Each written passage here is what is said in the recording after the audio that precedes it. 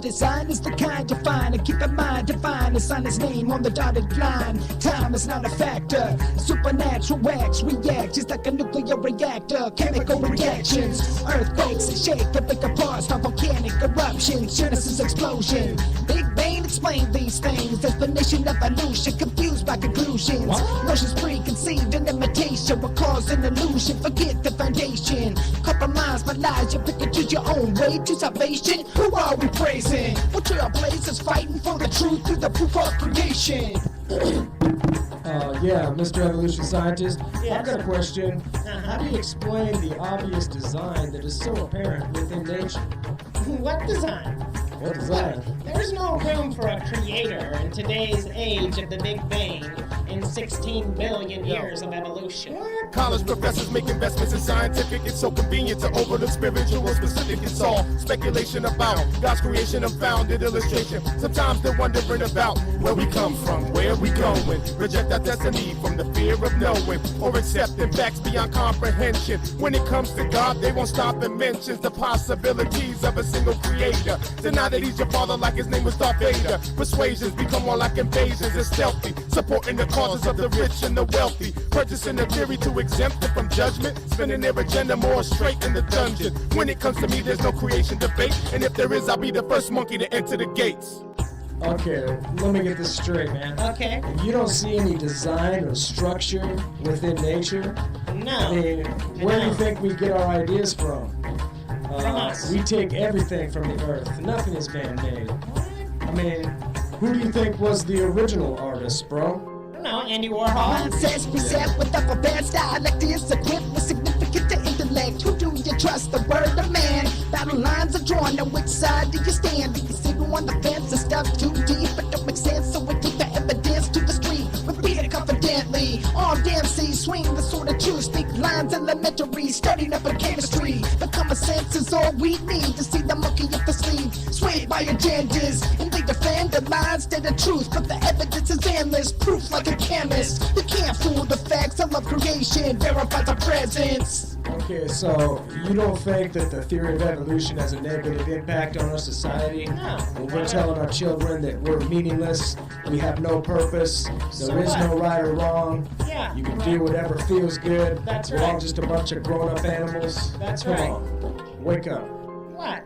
Visions of evolution that dance in your brains. 7-day creation, not a fairy tale page. Separate the nonsense and clear your conscience, and generate a healthy understanding of the process. It's to be repeated or to show a solution. Delusions are conceived with the theory of illusion. Walk in the shoes of a madman defiance. Change your tune to a man-made science. Stars aligned in the form of a lion. Signal seen as they point to Mount Zion.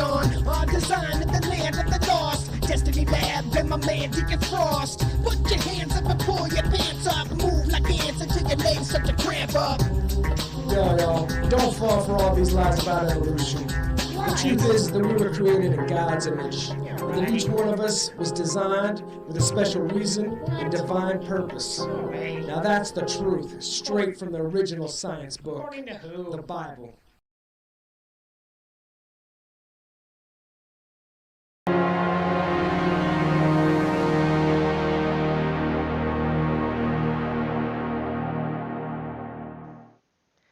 Hello, hello. I'm getting a call. Who could it be? Could it be NPC? Why, it is, Aaron. Yes, it is. Welcome to the show. Sabat Shalom. Yes, It's been a while. I want to put you in my ears. You're not in my ears, so I'm going to change that. Do you want to go ahead and try the screen share and all that jazz? Yep, and you are in my ears now. Blessings. Yeah, let me get ready for that. Yeah. What do I gotta do? I gotta get rid of this image. Goodbye, image. There we go. I love it when things work out. It's fantastic. That's why I figured it would be better just to go ahead and see if it actually works. It's working. Aha! This is all the talk today. This very elderly, decrepit cretin has passed on to another dimension. Yeah, he was 99. He's very old. I didn't notice the Kingdom of Greece. And by the way, I guess I'm not really sure what happened here. I do prefer the dark theme, but I do it prefer the dark wasn't. theme as well. But it wasn't doing this until I restarted the computer. So Odd. it is kind of weird. So maybe it'll fix some of the problems we were having in the past where text wasn't showing up and stuff. So All I'm not really right. sure what was And going unless it's on. black, unless the text is black, Yeah. we won't see it at all. So I did want to just talk about this guy briefly because there's been a lot of news that has transpired since we've done a show. So let's talk about this guy real quick. Let's do it. So if you didn't already hear, the Prince Philip, Duke of Edinburgh, the husband of Queen Elizabeth II, has passed away. They say on April 9th. Of course, this comes on the tail end of Passover as well, which I need to make a note real quick so I don't forget. There's also a new Messiah in Jerusalem, if you didn't hear. So we'll have to make note yes, of that I heard. too. And also, did you get a chance to watch that or listen to the Canary Cry news talk about the Leviathan and Rahab? Yeah, I did. So interesting. Mm-hmm. Good. So it was a slightly different spelling. Yeah. It adds a C, I think. So we can go over that again in the future.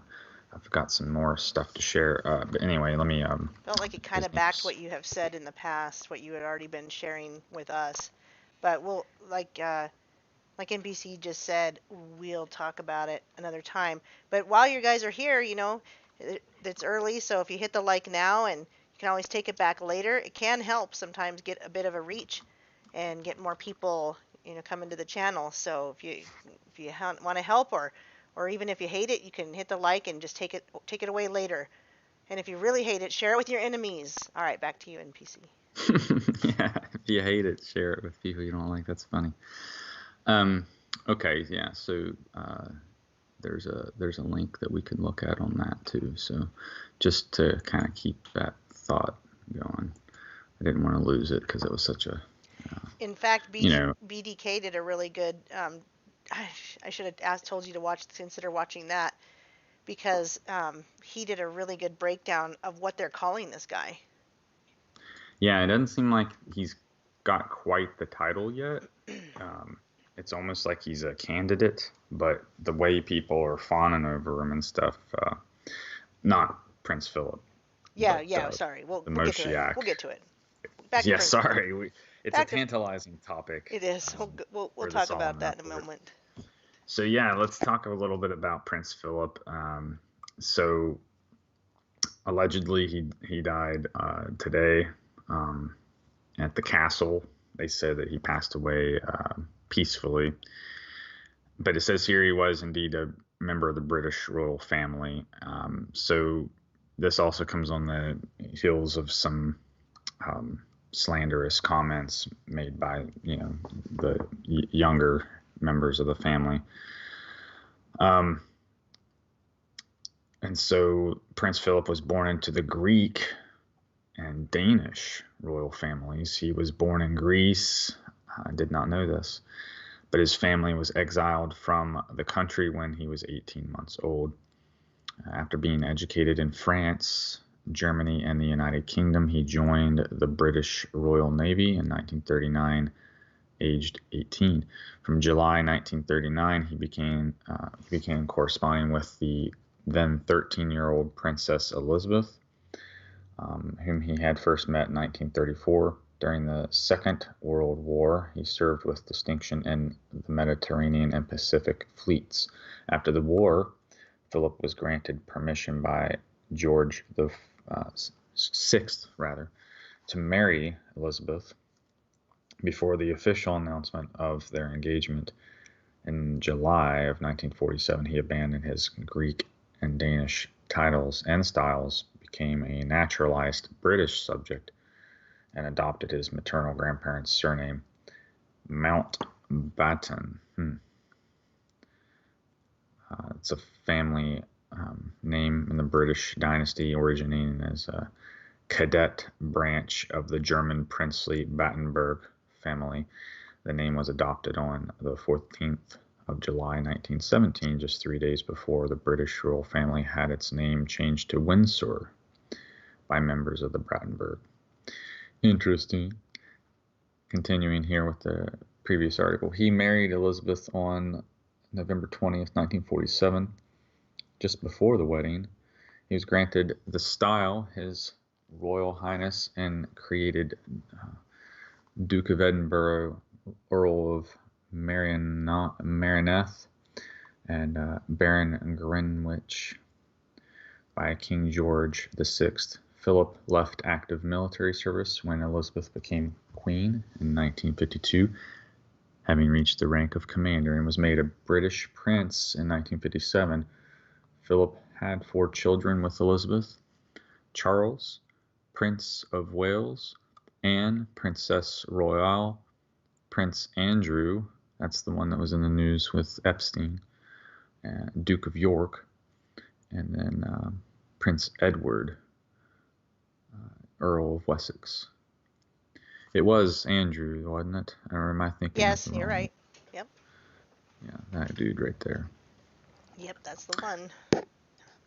Though a British Ordering Council issued in 1960, descendants of the couple not bearing royal styles and titles can use the surname Mountbatten-Windsor, which has also been used by some members of the royal family who do not hold titles, such as Anne, Andrew, and Edward. A sports enthusiast, Philip helped develop the equestrian event of carriage driving. He was a patron, president, or member of over 780 organizations, and he served as chairman of the Duke of Edinburgh's Award, a self-improvement program for youth aged 14 through 24. He was the longest-serving consort of a reigning British monarch and longest-lived male member of the British royal family. He retired from his royal duties on the 2nd of August 2017 at the age of 96, having completed 22,219 solo engagements and 5,493 speeches since 1952. It says here he died 2 months before his 100th birthday, so he would have been, June 10th, 1921. 99 on the 9th, and upside down 666. 999. So, I'd say, he seems to have more accolades than some of the other members, so they kind of degenerated pretty quick, it seems. But this guy has. But what struck me here was he started his relationship with the Queen at 13. When she was 13, that's really young. So I guess that kind of this type of stuff must run in the family indeed. So they probably plan these marriages long ahead of time. Do you know who else died today? Was it Oh, today? come on, who else? DMX, the rapper. Oh, His yeah, COVID they shot, said a suspected allegedly. heart attack, but he just got his vaccine Yeah. a couple days ago. So, I think that's a bit suspicious, don't you? Because how many people have you seen online suspiciously, got an inoculation and then days later they pass away? Mm-hmm. It's just really strange. And that's strangely, it's a lot of famous people too, I've noticed. Yeah, there was a boxer as well. So. Yeah, what was that? Holyfield? No, it wasn't that famous, but somebody in the chat will probably know which boxer it was. Oh, yeah, speaking of which, I have the chat. Here, let me get this window. Okay.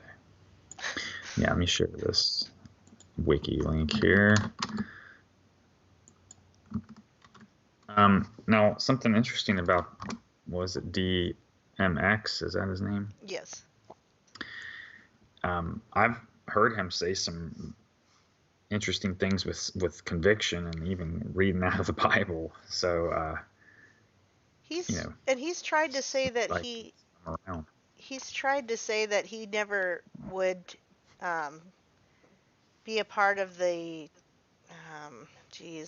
the rituals and stuff, but I can't imagine. I mean, he got some pretty high notoriety, so I don't know that I believe that. But he came out about some of that stuff, and he said I never would do that, which is probably why. That could be partly true because remember well, you might not remember, but there was this time where they made him look crazy and he was running around a hotel naked. Kind of And like Kanye or yeah, whatever. yeah, they could have been trying He's to went reprogram. wacko a few times too. Yeah, they could have been trying to reprogram, or it could be like a also Mel Gibson type of thing, where if they try to say anything remotely truthful, they try to make them just look like nut jobs and they're on drugs or they're on this, and they very well may be on drugs, but that's one of the things they do to these guys is like put them on drugs. Yeah, Anyway, until they got something else that can yeah, get them on. Like right. with this Andrew dude, they had all the leverage they needed against him, and he's in the royal family. So, but yeah, so I suspect that in a sense he probably bit the hand that fed him. In a sense, being in that industry, and because we look at the same thing happened with Prince. They find the Right. truth, getting so close to the evil there, and they spawned at the enemy base. So, what hope do they have? But anyway, we covered him, so I wanted to get that up there. Let's talk about this Mashiach stuff. Yeah. Because we have covered Gregory Hallett in the past, and he's another potential Mashiach candidate, and that kind of relates to this royal family news because with that gentleman passing away, there is a vacancy now in the kingship. So I'm sure Joseph Gregory Hallett will be putting out a new video and claiming it's some type of sign. But it's weird too, because if you do a little bit of research in this vein, you will find that there's this motif of two messiahs, and what it really is there's the one that precedes. And in this case, Joseph is the one that precedes Ben David. So if you hear these terms of Messiah Ben David and then Messiah Ben Joseph, you'll understand that they're actually talking about two different people. So what it seems to be is that this Messiah Ben Joseph character is supposed to be like a return of the Elijah spirit. And they're supposed to be clearing a path, which what did Elijah do? Well, he did some miracles. He also killed a lot of priests to, I think it was Baal rather. So I mean, he did some pretty interesting things in the spiritual realm. He shook things up quite a bit. So I don't really see Joseph Gregory Hallett doing that in quite the same way. So I don't think he really meshes with it. So it's almost like they're trying to usurp it. So, it could be like maybe this dude here, the Ben David, and then that one, the Joseph, maybe those two will team up, you see. So I don't know. I'm not trying to call it or anything. I'm just saying that the way those two motifs run, they usually run together. So I would imagine that they'll probably team up. Now, here's the thing. Why they give this title, Ben David, is we've covered before, the Isaiah chapter 11 is just one place where it talks about the branch. And this is the stem that comes from the stump of Jesse and the root of David. So they're saying here that this guy's the root of David and the offspring, so that's where these titles come in. Now, this article is just coming right out the gate and calling him the Jewish false Messiah. And what's weird is this didn't happen on my birthday. this article was written on my birthday. Oh, hey, happy birthday, by the way. We had a bunch of people that said happy birthday to you in the Discord, and I don't know if you ever saw it. Oh, really? I'm sorry, I didn't catch it. I'll check it out. It was a few days But ago. I didn't want to make this episode incredibly long, so we'll kind of do maybe another in the near future we can cover it. But we had talked about maybe doing an episode on Tuesday just because we thought, hey, there was a lot of interesting things leading to Tuesday, and a lot of folks were talking about the Passover date actually being on Tuesday. And what do you know? We're having this conversation over the weekend, and then here this Messiah figure shows up pretty much on that date.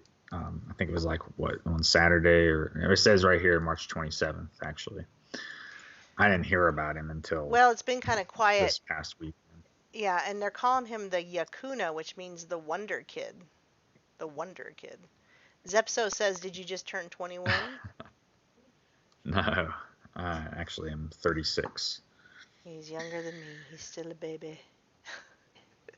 So, but anyway, this guy here I think is 30 or something like that. So anyway, I just think it's strange because I've never seen this name here, which I think is translated to something close to Josiah or Zedekiah or something like that. It's more close to that. One of those two names, I think. You're getting a bunch of happy birthdays in the chat, by the way. Thank you. Unfortunately, I ended up having to do like paperwork and stuff. But I did get to work from home, so it wasn't a big deal, I guess. So this weekend's kind of the more festive feeling for me, I guess. Well, speaking of which, However, did you still Passover was fun. Did you still want to go live tomorrow too? Oh, to just get everything in? Yeah, I said we could consider doing a Friday, Quite Saturday possibly, twofer. yes. Yeah, I could entertain that. I have to kayak tomorrow at some point. Okay, so we might not be having a community twofer. float Sunday. Okay. I'll do the best I can. Well, no, I thought I really do want to cover. It's not necessary. information. If you can get everything covered tonight and you feel good about it, that's just fine. I just thought you might. Oh, we that won't you cover it wanted all to. tonight. Okay. I purposefully divided it. Good. Okay. But, Well, if you want, we can finish up tomorrow or just go to next Friday. But you did say Passover was fun, so do you want to tell us about that? Oh yeah, we'll get to that, man. But I definitely want to cover some things about this because, as you can imagine, I found out about this like as soon as it hit. I saw it on just a YouTube video and it was in Spanish, and I was like, oh, I gotta keep my eye on this guy. Right. You do. So I've been paying very close attention, and there's almost nothing out there about this guy. There's not much. So I had to There's talk some about stuff. him. And what little I've been able to find, most of it was today, actually. I watched another person covering it, and it had the video feed of like a prayer that had commenced beforehand, Mm-hmm. and then everybody Where he's breaks praying by from that. himself. Yeah, and then they Mm-hmm. bring him over to the Wailing Wall and everything, and everybody's come by and kissing his hand. Yep. And stuff like this. So I mean, it seems pretty legit, I have to say, but at the same time, I just hate to. I don't want to call something this big so early, but this seems more legitimate than the Joseph Gregory Hallett stuff. You're right. Well, because the because this JOOS guy's- are all jumping on board. Yes, and so, but again, this would also indicate that he would be the high priest, and then the Joseph Gregory Hallett would be this political figure.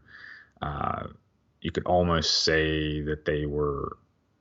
Like, it wouldn't even be necessary for them to be religious, because we see where the Assyrian is sometimes used as a whipping cane, as it mentions. So, some of these world rulers, especially the one mentioned in Revelation, are not religious. And we've heard blasphemous things come out of Joseph's mouth. So it could fit that it could be like a false prophet and false Messiah combo. And the timing of it's kind of appropriate too, because they've been predicting the arrival of their Mashiach. Well, we kind of called it too. I mean, we thought something was going to happen over Passover, and this is what it was. So And last year they said this would be the last Passover without their Messiah, I think they said. Yeah, I mean, that's like they wanted it so bad, God's going to give it to them. You know? Which is what makes it so dangerous, because like they crave the fulfillment so badly, it would have to happen, you know. And then this guy denies Christ, so that's the one thing I needed to mention was that, you know, it's not a secret. He promotes the Talmud. Of course, the Torah is nice, but the walking Torah or something like that, like a word made flesh type of sounding thing. Exactly, like he's got it memorized and stuff. So obviously, that's very much what you'd expect, you know, from the Messiah returned. If he knew it when he left, he should know it when he comes back, right? So again, they got to have a really good fraud. So this one has that going for him. But it's like, how can you say you're something and then deny you can't, it's like you deny it and then say you are the thing. And that's the beef I've always had with Hallett, was that he wants to source, you know, the spiritual authority from the same book he's like claiming is erroneous and stuff, you know.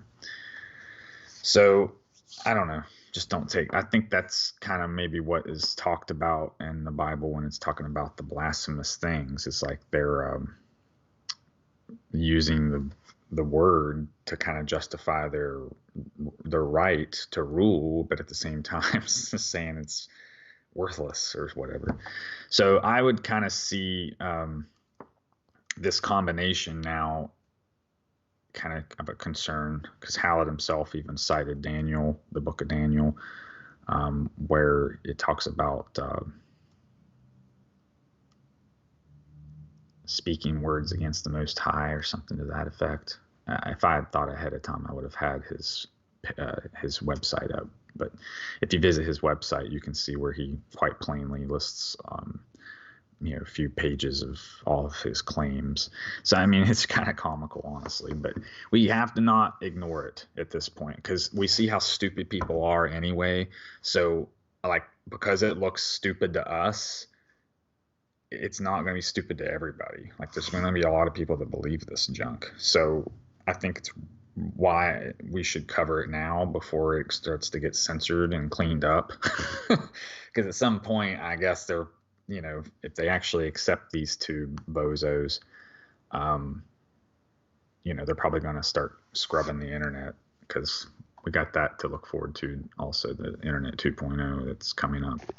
Marie says, I always thought the Antichrist would be stunningly handsome, whatever that means. This guy looks unassumingly average. A Joe Schmo. You should have said Joe Shlomo, because he does have Shlomo in his name. Not kidding. Well, they actually kind of say ruddy sometimes too, which can mean redheaded. Apparently, right. King David was redheaded. Yeah. Or it could be like red complexion. You know, redheads tend to have a different type of skin tone. Maybe get flush. Or it could have been like that, maybe a redheaded, but also Native American, Indian looking type skin tone. Like, who knows what he really looked like, but definitely doesn't look like what I was expecting either. So, but hey, it's the corona, it's the coronation time. Right. This happened during Passover, so it looks like, you know, they want this guy to maybe be it. Now, I haven't heard anything from his mouth. I was really trying very hard to listen for something out of his mouth, but I could never catch a word out of it. Right. I haven't seen that either. So I don't know if they're just guarding it closely or what, but it seems like people are leaning in and he has to whisper things, and like there's a lot of that going on. I saw that a lot. Yep. Well, like he's like teaching. He's teaching the elders. Yeah, exactly, and that's what you really should expect from the Mashiach, honestly. But it's just that it's, you know, it's like he denies him the Christ while pretending to be the Christ at the same time. Right, So it really exactly. is Like the Word exactly made what the flesh, the walking Antichrist Torah. is. It's very, very much like that. So I can't find a better example out there to show somebody like this would kind of fit the bill, as it were. It does walk like a duck, and it seems to quack like one. So short of plucking it and tasting it, I'm not sure what else we can do at the moment. Okay, so let's talk a little bit about there's these. Let me see, man, I got so many tabs here. Give me just a second, because I need to find the Kaduri prophecy. I had that, and that would, oh yeah, I'm so just catching glimpses of some of this stuff. It saddens me that some of this stuff's been happening. Well, I guess I didn't have it. Well, anyway, here's something I needed to show since we're talking about Passover. Just wanted to show this real quick. So we're going to read in Deuteronomy here in a little while, or excuse me, Numbers 9, 1 through 14. And when we're reading in that, we're going to learn a little more about Passover. So they were in Egypt. They were slaves.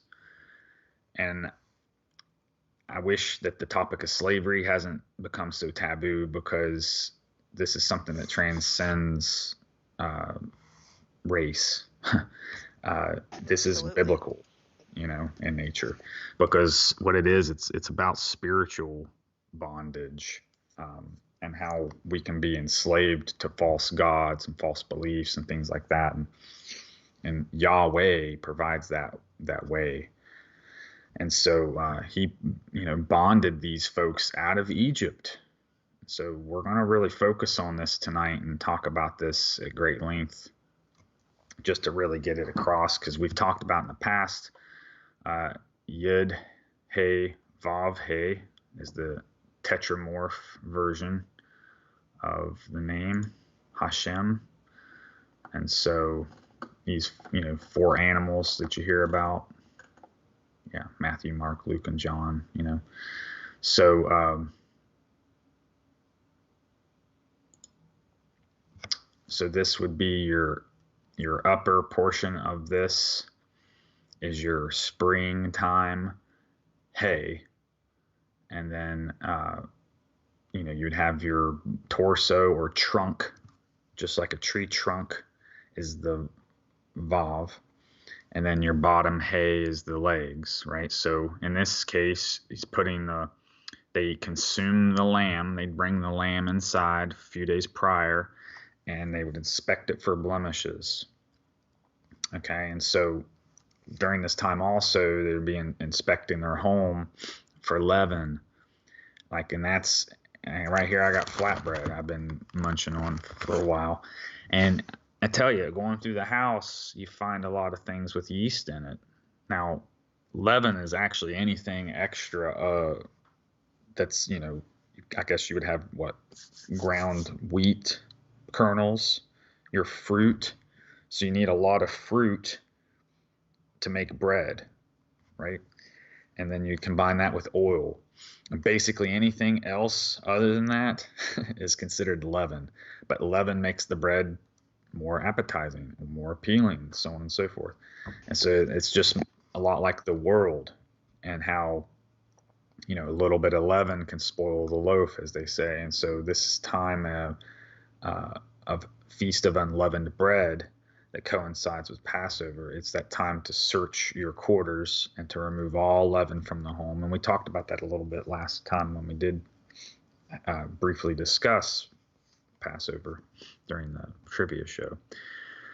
But so they left in haste, and so what they were instructed to do was bring that lamb inside and consume it entirely without breaking any bones, because remember, Christ become that Passover lamb fulfilled and died before the Sabbath, so they didn't have to break his shin bones.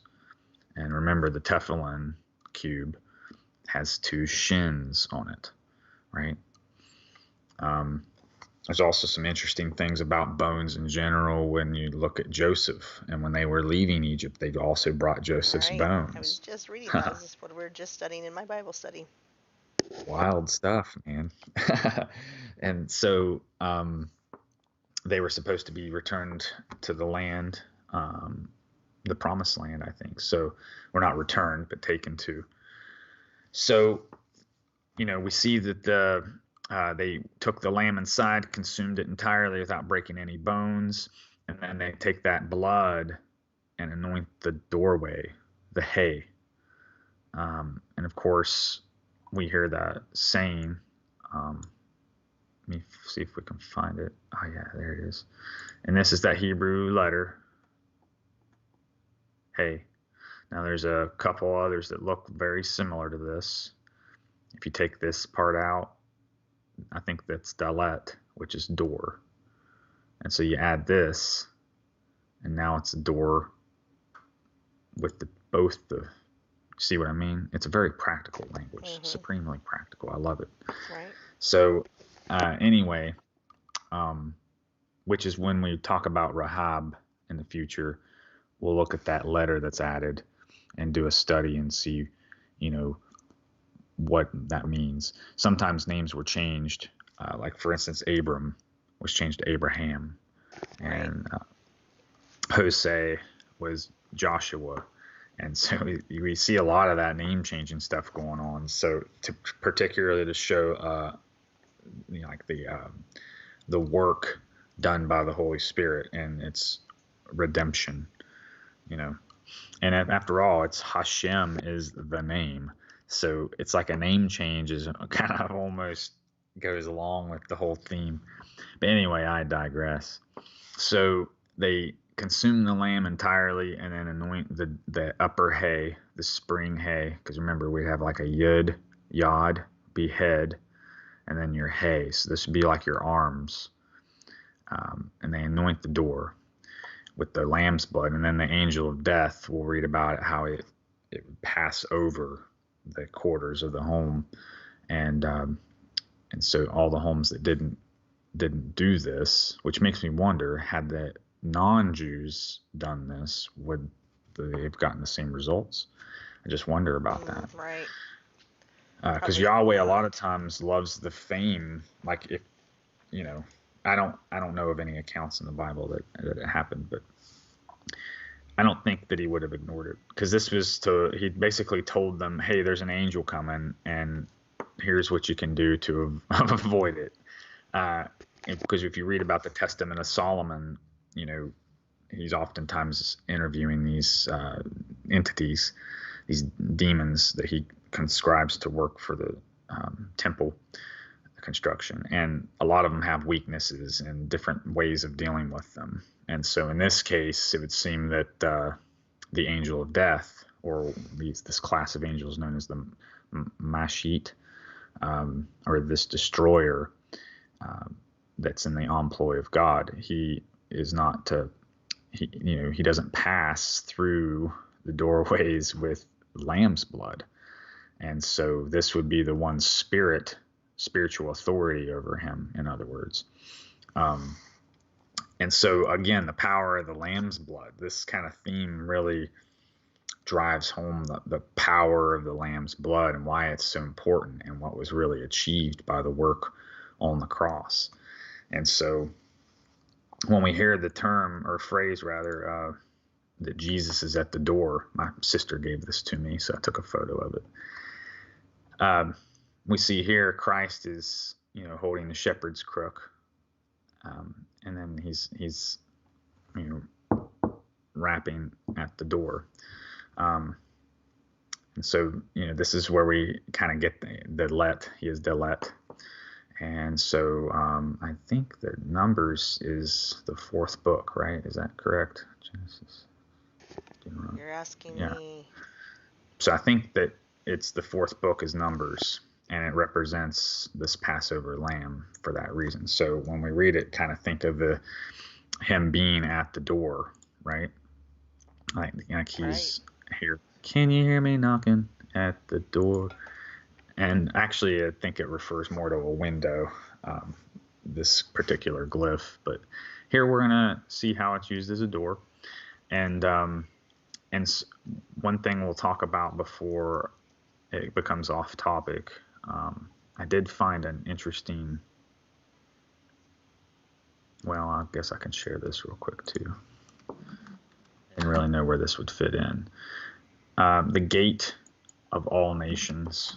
That's just something I wanted to mention real quick because it won't fit in anywhere else. But it talks about these two lamassus, and so that's what I was going to get at. Okay, so these creatures were associated with the threshold. I had it highlighted. Yeah, here we go. Just because this is an interesting topic that relates in a spiritual way, I wanted to mention these lamassu creatures. Because to me, this is all very real. So I just help people understand like how it can be real. So the lamassu is a celestial being from ancient Mesopotamian religion, bearing a human head, a bull's body, sometimes with the horns and ears of a bull and wings. So it's kind of like this tetramorph creature. We see that God's servants sometimes, have borrowed qualities from different kingdoms, right?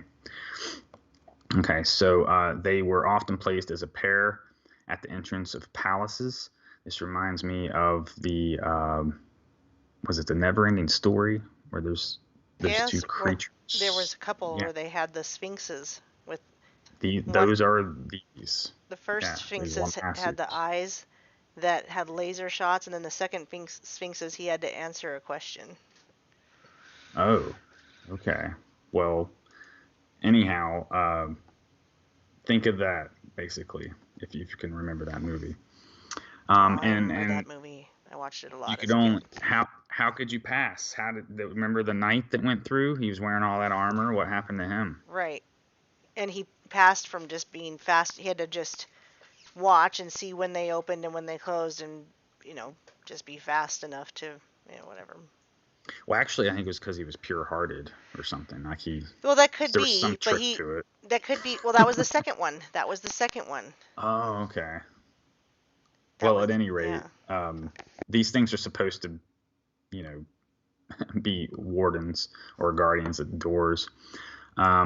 Okay, so the lamassu is a celestial being. It composed of bull's body, human head, sometimes with the horns of an ears of bull and wings. It appears frequently in Mesopotamian art. The lamassu and shedu were household protective spirits of the common Babylonian people, becoming associated later as royal protectors, and were placed as sentinels at entrances. The Akkadians associated the god Papsukul with a lamassu and the god Isum with shedu.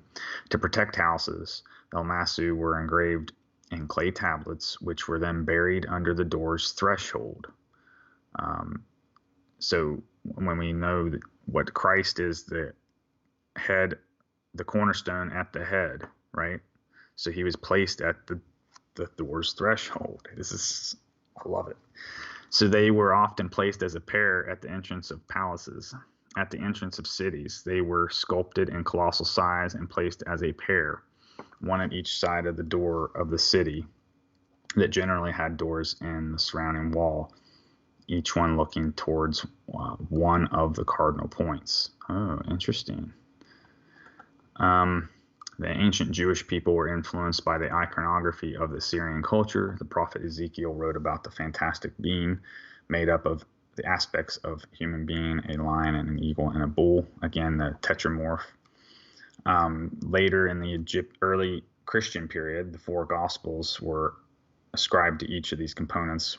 When it was described in art, the image was called a tetramorph. Well, there we go. Yeah, see. Pretty cool stuff. Let me get rid of that. And, did I share the tetramorph? I think I did. No, I didn't. Not sure. I saw some sharing, but I didn't keep track. Well, let me share this. Share again and again and again and again. And I was wrong a few weeks ago about which gospel was which. So it seems as though Mark is the lion, which is Leo, and then it would seem that John is the eagle rather, representing Scorpio, and then it would be Matthew was the ox, and then Luke was the man. I think that's a physician. So I had them incorrect a few weeks ago, and I wanted to correct myself. But anyway, if you want to read a little more about the beasts and that sort of thing, there's a little more information here. And it also constitutes the throne and helps to explain a little bit more about the wheels within wheels kind of thing, which really is an O and an X. It is an ox, a wheel. So, you know, like there's all these weird, I didn't even get a chance to accumulate all the ox stuff. So maybe next week we'll, you know, expand on that stuff too. There's quite a bit, which we do have. This is kind of relevant right now, so I guess we can mention it and then get this tab out of the way. There is the eclipse that hasn't yet happened. One in 2024 that will complement the one from 2017. So I know that I talk about this all the time, but we only get so many of these great signs, and honestly, Keep reminding us. I even kind of forget about this stuff sometimes, and I have to keep reminding myself like how, you know, yeah, it really is a fulfillment, I think, because at this point there's too many complementary things. I mean, they're even bombing Damascus right now. So, you know, that's another thing I needed to share is Isaiah 17, chapter 17.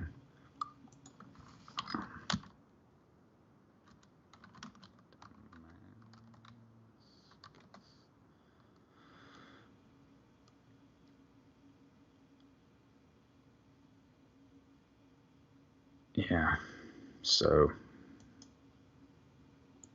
here's an article. I didn't plan to talk about this one, so let's see if it's actually the one I was looking for. But anyway, I heard that this started now too. Yeah. Isaiah said, isn't the place where the eclipse crosses here in the U.S. related to Egypt? That's a good question. In fact, I've looked into that, and it's just some small town. But I'm going to look at the name and everything like that because, you know, this many years later, I probably would see something I didn't notice then. So, yeah, we can look at that in a minute. But yeah, right here, this will expand on things a little bit. They talk about Nibiru and things of that nature too, but it's worth giving it a look because there is some interesting information here. But I remember we had the sun in Virgo, which happens every single year. Nothing special about that. Nothing special about Leo being here because it's always here. But what made it special was it being September 9/23, having the 3 extra planets, having the moon at her feet, and then also having Jupiter within Virgo for 9 months when it would normally only be there for like 4.5 months or something, but it happened to be in retrograde and exits again through the lower hay. The lower hay represents fall, where the upper hay is spring, of course. So, you know, we had the conjunction right after that, or not right after that, but the eclipse was right before that. 33 days later, this happened. And then since then, we've had the conjunction on the 21st, which was the Bethlehem star sign. So again, that's another one of these great signs. And that happened at the 3.5 year mark ish. It wasn't exactly 3.5. It was because that was in December December 21st. So I was at the 3-year mark. And then March 6th was the 3.5-year mark between the two eclipses. And yes, they do cross on the U.S. And let's see if it names the city. It doesn't. So this right here is what it will look like. It's in the... Oh, I thought I could just zoom in that. There it is. Carbondale, Marion, Harrisburg, Cape Girardeau, Paducah, Chester, Perryville, Farmington, St. Louis, and its arch could possibly be in its path. But yeah, right here is where it crosses. So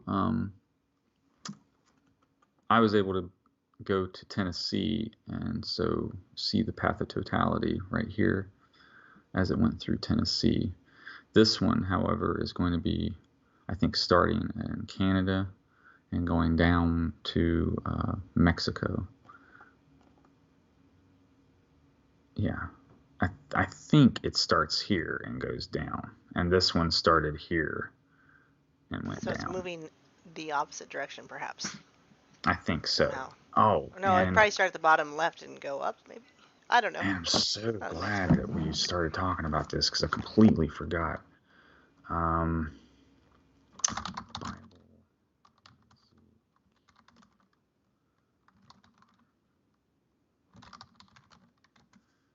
Yeah, I didn't have enough time to get everything put together. But this is really interesting. I wanted to cover this real quick, and then we'll probably we probably ought to do a show tomorrow because there is so much to cover. But this right here, I planned on it. I know, it's just I get overwhelmed. My job is just crazy. Okay, so this is a Jehovah's Witness website I've used before. It was just happenstance. It happened to be the one I picked, and this is the one I wanted. So, but they did a really good job explaining it. So if you go to Ezekiel 9:4, it's talking about putting the mark on the foreheads. Now, yes, there's the mark of the beast, and that is on the forehead and the right hand, right? But we've learned about the tefillin and how there's, tefillin's the wall between your eyes and bound to your left hand as in contrast. Well, in this case, he's being instructed to go through the city.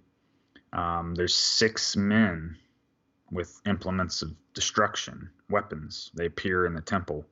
And then there's a 7th man, and he has an inkhorn, a little horn, right? and so he is instructed to go through the city and not mark people for destruction, but exempts them from destruction. Now, what's very, very wonderful and cool about this is that if we go to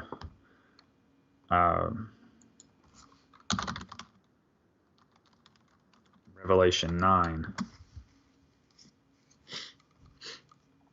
I don't know if it actually happens in 9. It might happen in 13, but there's when the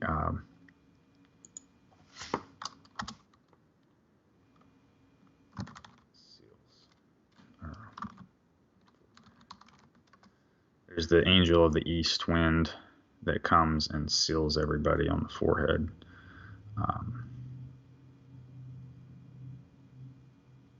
Okay, let's try this one right here. Sorry, I just want to make sure I get this correct because this is a pretty important thing. We're okay. We're hanging out. Okay. Okay, so Revelation 7:2-8 refers to 2 seals, seal of God and the seal of the living God, and the seal of God will be borne by an angel who comes to the 4 angels standing at the 4 corners of the earth, according to Revelation 7:1-2. So the 4 corners, the 4 winds, remember the tetramorph we're talking about, those 4 beasts, they're being held back by this angel. He cries out and he says, hold up, guys, before you let loose the winds, I'm going to go seal all the servants of the living God in their foreheads. So, when we see this sealing of the 144,000, This is, in my opinion, very close to this, because these people are only marked if they mourn the abominable things and detestable things done in the city. So when I first heard this, I automatically just heard it as, oh, they go through and mark them and then kill them if they. And then what it really was mark those who are exempt. And so it was interesting that that it was kind of a flip from what you would expect, because we just kind of assume, oh, a mark of the beast, sure.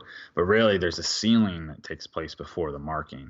So that's the point I wanted to make here by sharing these two things. So let's go ahead and I'll just share this too, because it kind of gets the gist across.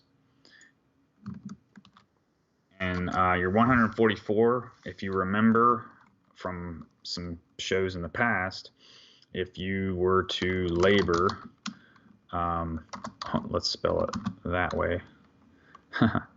If you were to labor, which remember, that's a birth is associated with labor, right? And it talks also in the scripture about how we are in travail and this and that. So we're kind of likened to this child that's born, the one given authority, the one inherits the kingdom, right? And that's why the dragon comes with great wrath against the saints, because they have been given that that blessing, you know.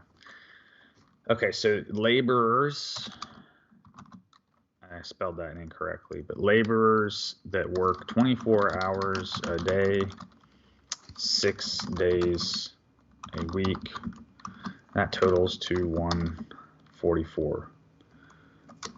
And you would only rest on the Sabbath, unless of course you're a priest, then you don't rest at all. You chop wood and all sorts of other things. But anyway, that's joyous work. So this here can talk a little bit more. Now, remember, there is no sealing that takes place in the tribe of Dan. However, you can still have a judge that wouldn't be sealed and that would be judging. So I don't know that the tribe of Dan's not included. It's just not included in the sealing. I don't know that they're excluded from Revelations entirely, though. So then, anyway, that you got your, like we needed to really see it, but again, there is that contrast. So let's go back to this right here and talk more about the Ezekiel chapter. So he sees this vision about the destruction of Jerusalem, and so Ezekiel is stunned. He's just seen a vision of the detestable things that the apostates were doing in the temple of Jerusalem. And again, with the X thing, it started at Salem, Oregon, whenever it started up here on the 33rd state, 33 days after the great sign of 33. Revelation 12. So it really makes this seem, because that's exactly what they're doing. They're going through and putting an X on people's foreheads. And it started at Salem, Oregon, and then it leaves at Winston-Salem on the opposite side of the country, basically. So we should definitely pay attention to this, I think. Okay, so those rebels have defiled the very place that has been the center of pure worship in Israel. But the defilement is not limited to the temple. The land of Judah has become filled with violence and is beyond recovery, deeply offended by what his chosen people are doing. Yehovah tells Ezekiel, I will act in rage. Quote. How it pains Ezekiel to know that Jerusalem and its once sacred temple are objects of Jehovah's rage and will be destroyed, no doubt. Ezekiel wonders, what about any faithful ones in the city? Will they be spared? Think of Lot and those people in the story of Sodom and Gomorrah. And also Jonah, when he had to go and tell Nineveh to repent, Sometimes there's those instances. No doubt Ezekiel wonders, what about any faithful ones in the city? Will they be spared? If so, how? Ezekiel does not have to wait long for answers. No sooner than he heard the scathing judgment of Jerusalem that he hears a loud voice summoning the executioners of divine judgment, the 6 men with their weapons. As the vision continues, the prophet learns, much to his relief, that the destruction will be not random but selective. Yes, deserving ones will survive. As we face the end of this wicked system of things, that's what they refer to as the New World Order, we too may wonder about the survival through the approaching great destruction. Let us consider, what did Ezekiel next see in his vision? How was the vision fulfilled in his day? And what does this prophetic vision mean in our day? So summon those who bring punishment. Describe what Ezekiel next saw and heard in the vision. What did Ezekiel next see and hear in the vision? 7 men approached from the direction of the upper gate that faces north. Again, tribe of Dan and some others were the ones from the north. So they come to judge, right? Perhaps near where the symbol of jealousy was, or where the women were weeping over the god Tammuz. The 7 men entered the inner courtyard of the temple and stood near the copper altar of sacrifice. But those men were not there to bring a sacrifice. The time for acceptable sacrifices at the temple was past. 6 of the men stood, each with his weapon for smashing in his hand. The 7th man was noticeably different. He was dressed in linen, and he had not a weapon, but a, quote, secretary's inkhorn, or as the footnote states, a scribe's ink holder. So could this be what Christ is referring to when he says summer is nigh? Is he referring to the time after which the time to bring sacrifices to the temple was over? Could this be what Jeremiah is saying when he declares summer has come and will I be saved? As if he were a piece of fruit to be brought to the temple. So again, these are very interesting parallels. Let's go on. So what was the man with the inkhorn to do? He received a weighty assignment from Jehovah himself. Quote, go through the city, through Jerusalem, and put a mark on the foreheads of the men who are sighing and groaning over the detestable things that are being done in the city.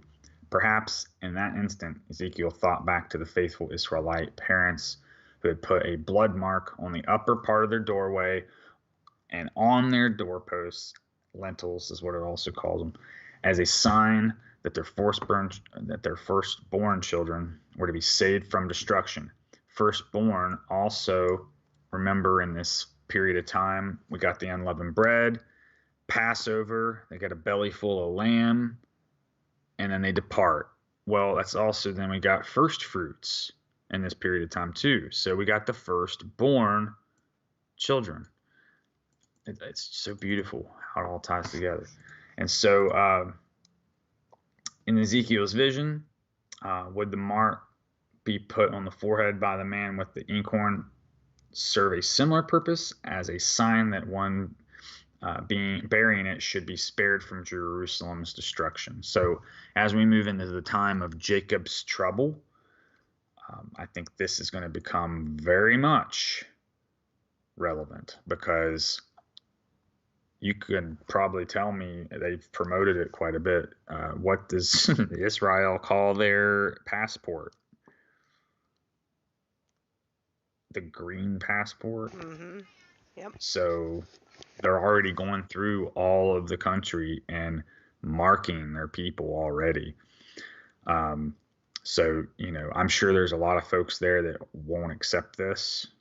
And those are going to be the ones that, in other words, the man with the inkhorn had visited instead. So we should be praying for those people.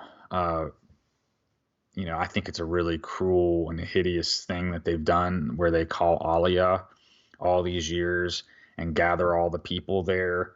And then now it's like they're all caged, and they, they're going after them now and injecting them with this genetic modification. So it's like they called all of God's people, so to speak, quote unquote, to this place, and then only to destroy them, basically, if you really think about it from a spiritual standpoint.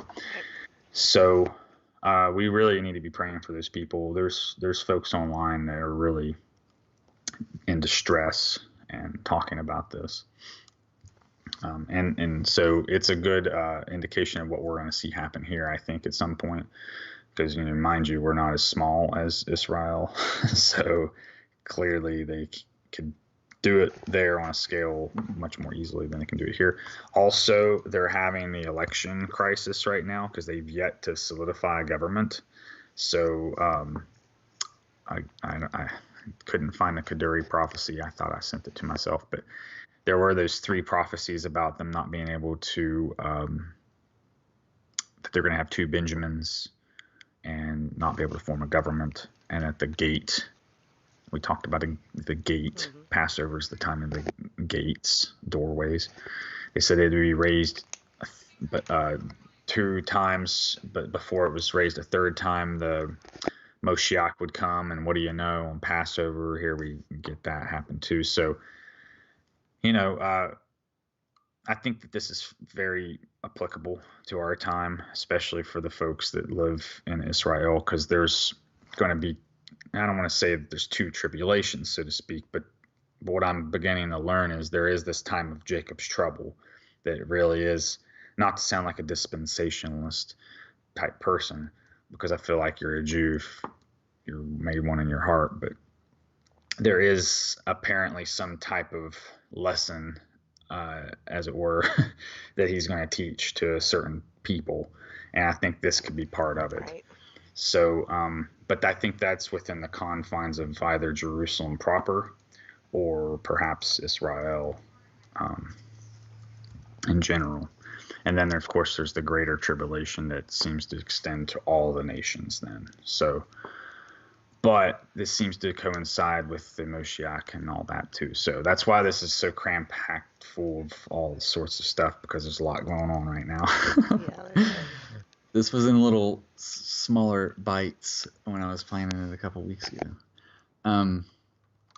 Okay, so let's continue down here, because this is actually the meat and potatoes of it.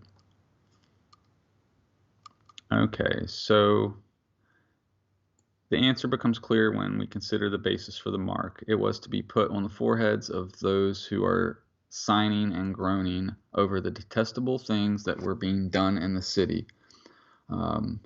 What may we thus conclude about those marked? For one thing, they were deeply grieved at the heart, not only over the somebody texted me. They were not only deeply grieved at heart, not only over the idolatry carried out at the temple, but also over all the violence, immorality, and corruption that filled Jerusalem. In addition, they likely did not hide their feelings. Their words and actions of such right-hearted ones no doubt demonstrated their disgust at what was going on in the land and their devotion to pure worship. In his mercy, Yehovah would spare these deserving ones. Well, I would have to say that sounds a lot like what we do every Friday night and what you do with a lot of others. We are exposing these people. We're not happy with the way things are going. We talk about it at great length and detail. Yes. So that would be your, as you say, ever long. yes, ever long. We should be hoping we're found doing such a thing when the return occurs. That's what's to be expected to the 11th hour. Working in the vineyard. Let me interrupt for just a second. So there's a few people that are just coming in or recently came in that didn't know about Prince Phillip. We did drop a link probably in the beginning when we were covering it. I'm sure you did.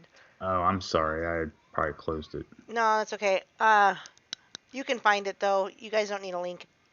It's just everywhere. Just research. Just go on DuckDuckGo or Google or whatever browser you love or search engine.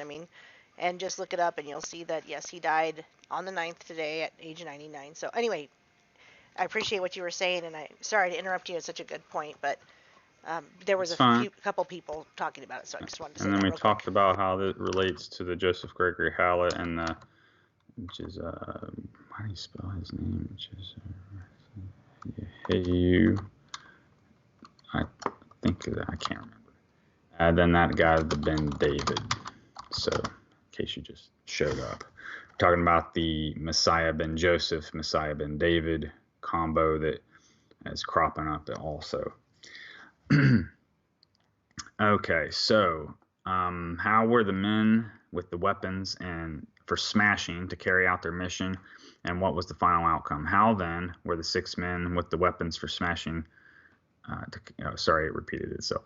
Ezekiel overheard Jehovah's instructions to them: follow the man with the inkhorn and kill off everyone except any who have been marked on the forehead. You should start from my sanctuary. Woo! He starts judging in the pulpit, folks. Those wolves in sheep clothing are going to be the first to get it. That's where they have first appeared, was by the altar.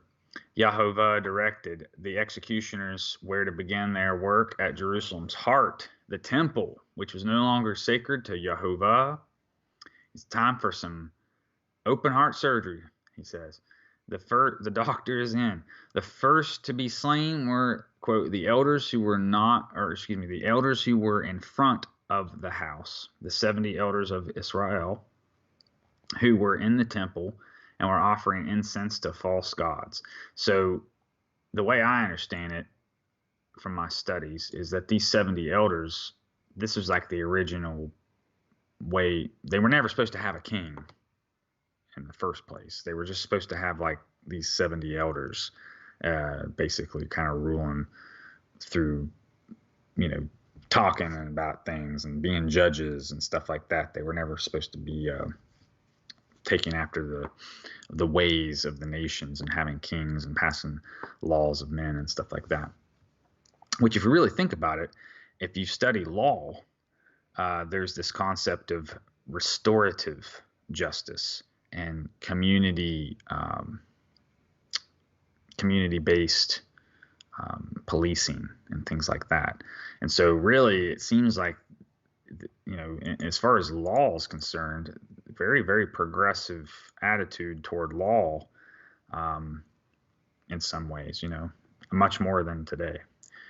Because we're kind of going to that now today, like we're kind of headed to some community policing attitude when this is how it was always intended to begin with.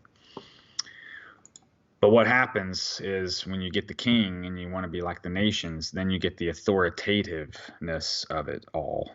And then we end up with the beasts, and the Assyrian whips with the cane. And then these folks lead the non-repentant or unrepentant, or the spiritually blind are then led into captivity by these characters.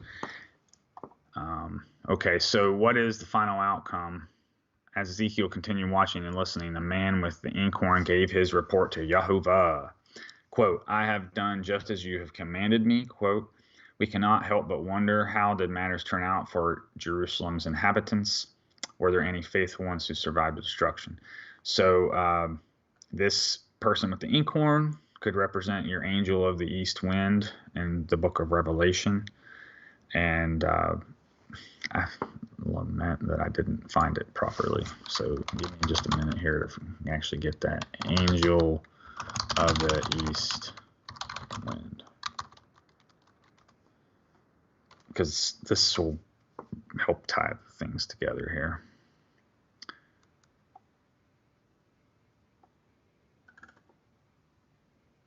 I didn't think it was.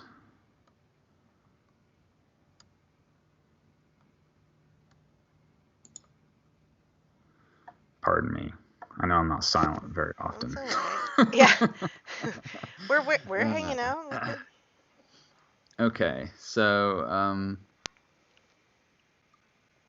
so sorry. I feel like it was like in chapter 13 or 14. I don't know why it's eluding me. I must be using a wrong search. Oh, okay. If you're already searching that, he won't be able to help. It's fine. I think I can find it.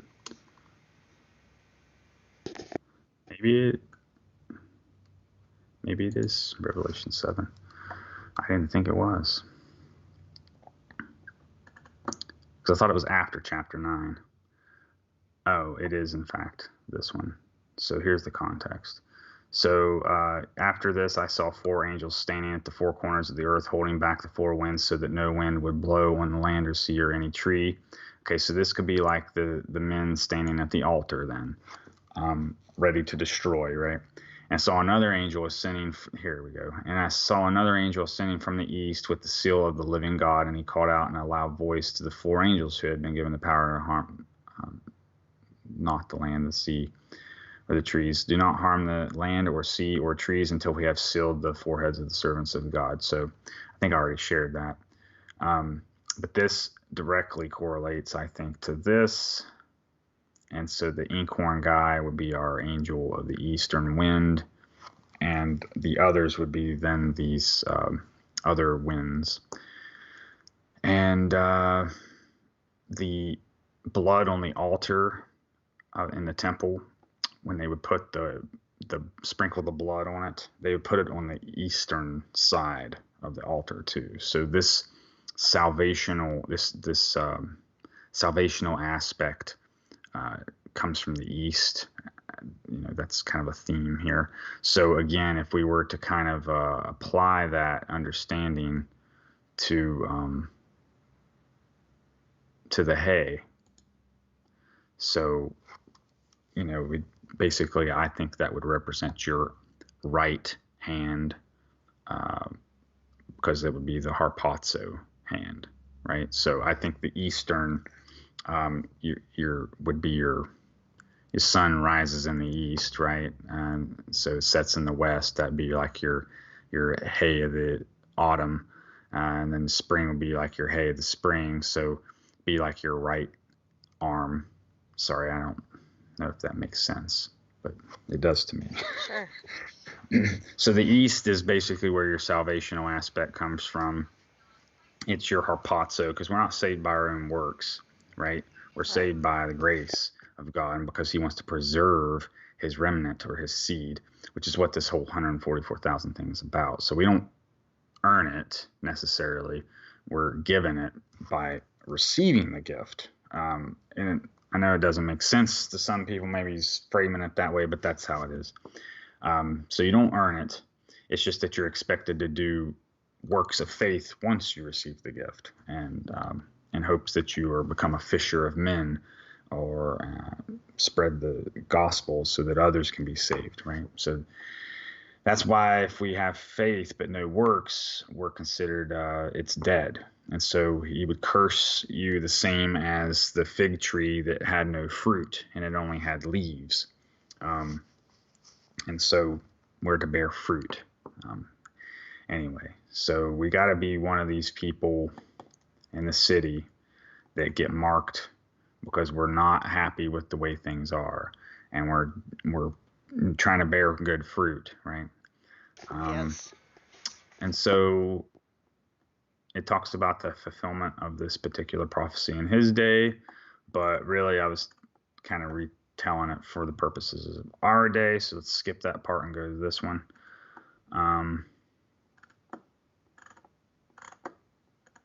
Let me go down here. Okay.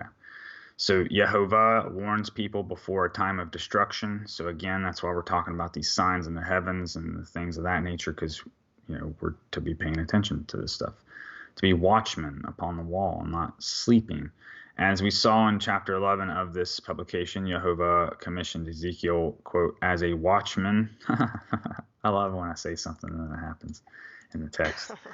Right. As a watchman to the house of Israel. Starting in 1613, Ezekiel clearly warned Israel of the destruction that was approaching. Other prophets included Isaiah and Jeremiah, also sounding a warning about the calamity that would befall Jerusalem. In our day, Yehovah, through Christ, has used a small group of anointed servants, not only to feed pure worshipers, the domestics, but also to warn others about the fast approaching great tribulation.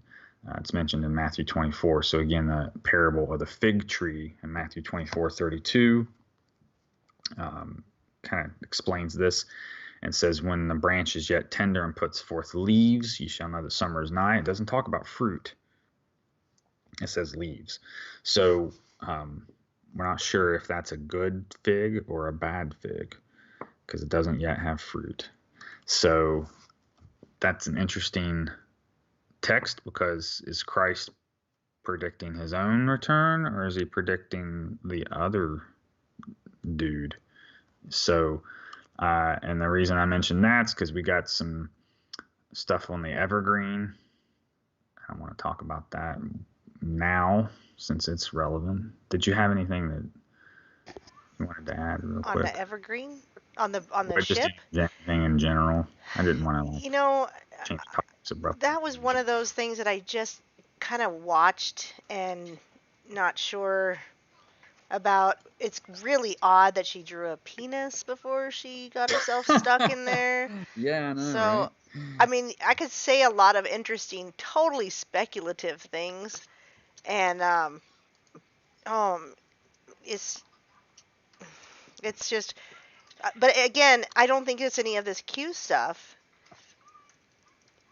You know, I don't think it's. I don't think it's any of the things where they think it's like, a bunch of children were on there, and I don't know. Because it could be, but I've just been kind of waiting to see, because I guess there was a truck also that got stuck somewhere else with the I same got name. that too. Right here. And then there was a collision of two, a cargo ship and something else. And anyway, it's. I just gotta watch and see, because we're never gonna get the truth anyway. And first it was told it was gonna be unloaded, and then they got it free. So I don't know what to say except for it be pure speculation of what could have been going on with that. Well, it's interesting because whether it's in Asia or, Mideast or wherever, you kind of see the same general motif and theme. It might be something so close to Evergreen, but not quite. The ship's name was Ever Given. That's right. Of I mean, course. Evergreen is like a big company, and they name all the separate ships different names. And then, of course, most of these crates on here have Evergreen on them, and that's exactly what you see here on the semi. So they move these things around, is what this kind of depicts here. Well, and also, Ghislaine Maxwell's husband was in charge of this. He was like a kind of manager or something over cargo ships and their entry and all this. So he had like some kind of Father had a business that you could seal the container and it wasn't allowed to be opened. So you can only imagine what they used those for. Of course. Too many coincidences. Sometimes I can't think about it too much, because it's just, I don't feel like there's much I can do except for pray for the world. Well, yeah, and this is the type of stuff I don't like to put my energy into either, but I just couldn't ignore all the weird things that I was seeing. So we won't dwell on it, but I do want to mention it because here's even a episode of Dexter. Yes, I'm so glad you brought that up. I'm not a huge fan of the show, but sickening show. But you're right. Like, he's found in a cargo. Yeah, you go ahead. Yeah, cargo vessel with blood everywhere. And if you I did happen to see this episode, I think back in the day. I watched every episode of that entire show because I was into that kind of stuff back in the day. And yeah, that was really disturbing even then when I was totally asleep. So basically, he's found inside of this. He's having a flashback in this scene, and so as he's approaching this Evergreen container, out of this comes his adopted father, with him in his arms as a youth, and he's running out of there, and then all the while his brother, who ends up becoming like a competing serial killer, I guess, in one of the arcs, who he ends up killing himself, actually. But anyway, his little brother was left in here, and yes, the two of them were like found covered in blood and stuff. So I guess the story goes is that their mother was involved with some type of cartel stuff, and somehow or another she was slain. And they witnessed it. And so it just kind of lends itself to an understanding of what's maybe going on in these things, or who are the kinds of people that run businesses, like who would have access to these things in the first place, Right. Yep. So it just kind of paints an unsavory picture, and this was years ago. I mean, this wasn't recent. So Yeah, I probably you watched know, that. I know I watched it with my husband, so it's got to be close to 10 years ago. that's what I'm saying. That definitely wasn't. I think that's just one of those times when I don't know if it was somebody on the set was in the know and they're like, this is my one act of, I'm going to make sure we get evergreen crates in the frame.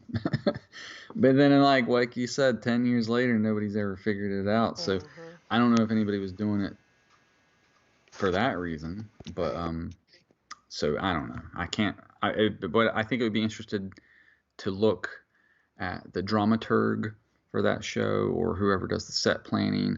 You could probably trace, a thread or a rabbit hole and maybe find out if they were involved on other shows or movies and maybe follow their other work. And you might start to see a trail of breadcrumbs if you follow whoever was responsible for that set design. Right. Anyway, that was just a thought I had. If anybody's a big fan of the show, maybe they can provide us a lead. But anyway, so if you didn't know where the Ever Given vessel incident had occurred, there's a cargo ship that was going through, and yes, I think the the penis path that was drawn by the GPS, like they analyzed the path, and it had basically created a penis shape. I think that occurred here somewhere in this body of water here. And then as it approached the Suez Canal here, it was then ran straight into the side of the bank. So it does seem to be a message. Yeah. And I'm inclined to agree. I mean, it really was kind of strange. Now, here's what I wanted to point out. I did share this in the Discord, but the people that were piloting the ship, I think, are actually Taiwanese.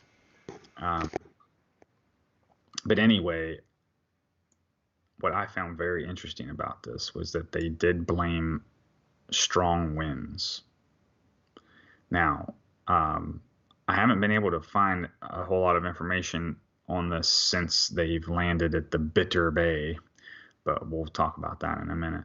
But what I did want to point out is that, and I understand that you're skeptical, but just hear me out, because if indeed there are children on that ship or whatever, if they were to get them off there or something, this could be a fulfillment of Scripture. And I just wanted to point it out. I sure hope so. I'm not skeptical because I don't want to believe that kids are being saved, but we've been hearing this for years. And I know. I always want to be skeptical, of course, but the thing is, we're seeing a lot of other things fulfilled. So once I show you, though, you might have to, let's see.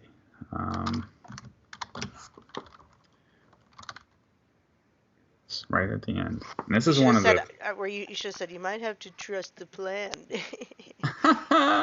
No, I'm not going to go that far. I just think that, it doesn't have to be perfect. God's will is going to happen regardless. It's just, I think there's wiggle room in it sometimes, But anyway, if it's not, it's just like when the Constitution was written. It's like, well, anything that we didn't mention, states can deal with, So I think sometimes, it's that way with God's word in a sense. It's like, well, anything I didn't mention specifically, you can exercise some executive authority. Okay. Which is why you're supposed to be judges and stuff. Right. Anyway, here is what I wanted to talk about. Okay, so Isaiah 11, chapter 11, verse 15. And the Lord shall utterly destroy the tongue of the Egyptian sea, and with his mighty wind he shall shake his hand over the river and smite in it the seven streams and make men go over dry shod. And there shall be a highway for the remnant of his people, which shall be left from Assyria, which is basically Iran, like as it was to Israel on the day that he came up out of the land of Egypt.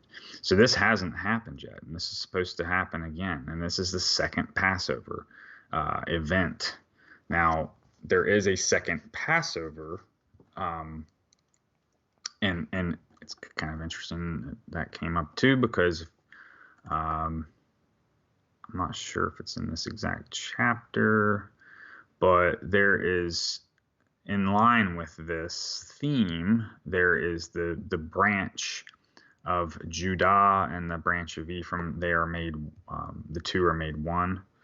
And so they're joined together, and they no longer have any kind of differences or anything like that. So, oh yeah, here it is. And the envy also of Ephraim shall depart, and the adversaries of Judah shall be cut off. Ephraim shall envy Judah, and Judah shall not vex Ephraim. So, that's just my opinion, that it could still happen. It might still happen, but when it was lodged in there, it kind of looked like it might happen. Yeah. But here's the other thing that I wanted to mention real quick, is that as it was lodged in there, you got evergreen written on the side of this. And so in a way, this also kind of looked like a very large tree. I mean, this is the largest cargo vessel on Earth, right? So you got evergreen written on the side of it, and it's lodged straight into the side of the bank. To me, it was very symbolic. What you could actually call it a log jam, because it's evergreen's a tree. You got a bunch of trees. Anyway, it's funny in my head. So I kind of saw it as like some mention to Daniel prophecy also, like it talks about the great tree being cut down before all nations and stuff like that. So everybody in the world was watching this, So I think we should still keep our eye on it, because it could still be some type of candidate for scripture being fulfilled. But at the very least, it was weird. Definitely interesting, and something to, keep an eye on in case we hear more about it. I don't know that we will. And, since it's went to the great bitter lake. Bitter. This is where all the ships go to basically do their exchange when they're moving around in the canal. And so this is where the inspections were going to occur. And the stories we've been hearing that there was people recovered on the ship or whatever, that allegedly happened while it was in port here. So that's speculation. I really did look hard for stuff, and I just couldn't find anything. Now, before we depart from this topic, I did want to make sure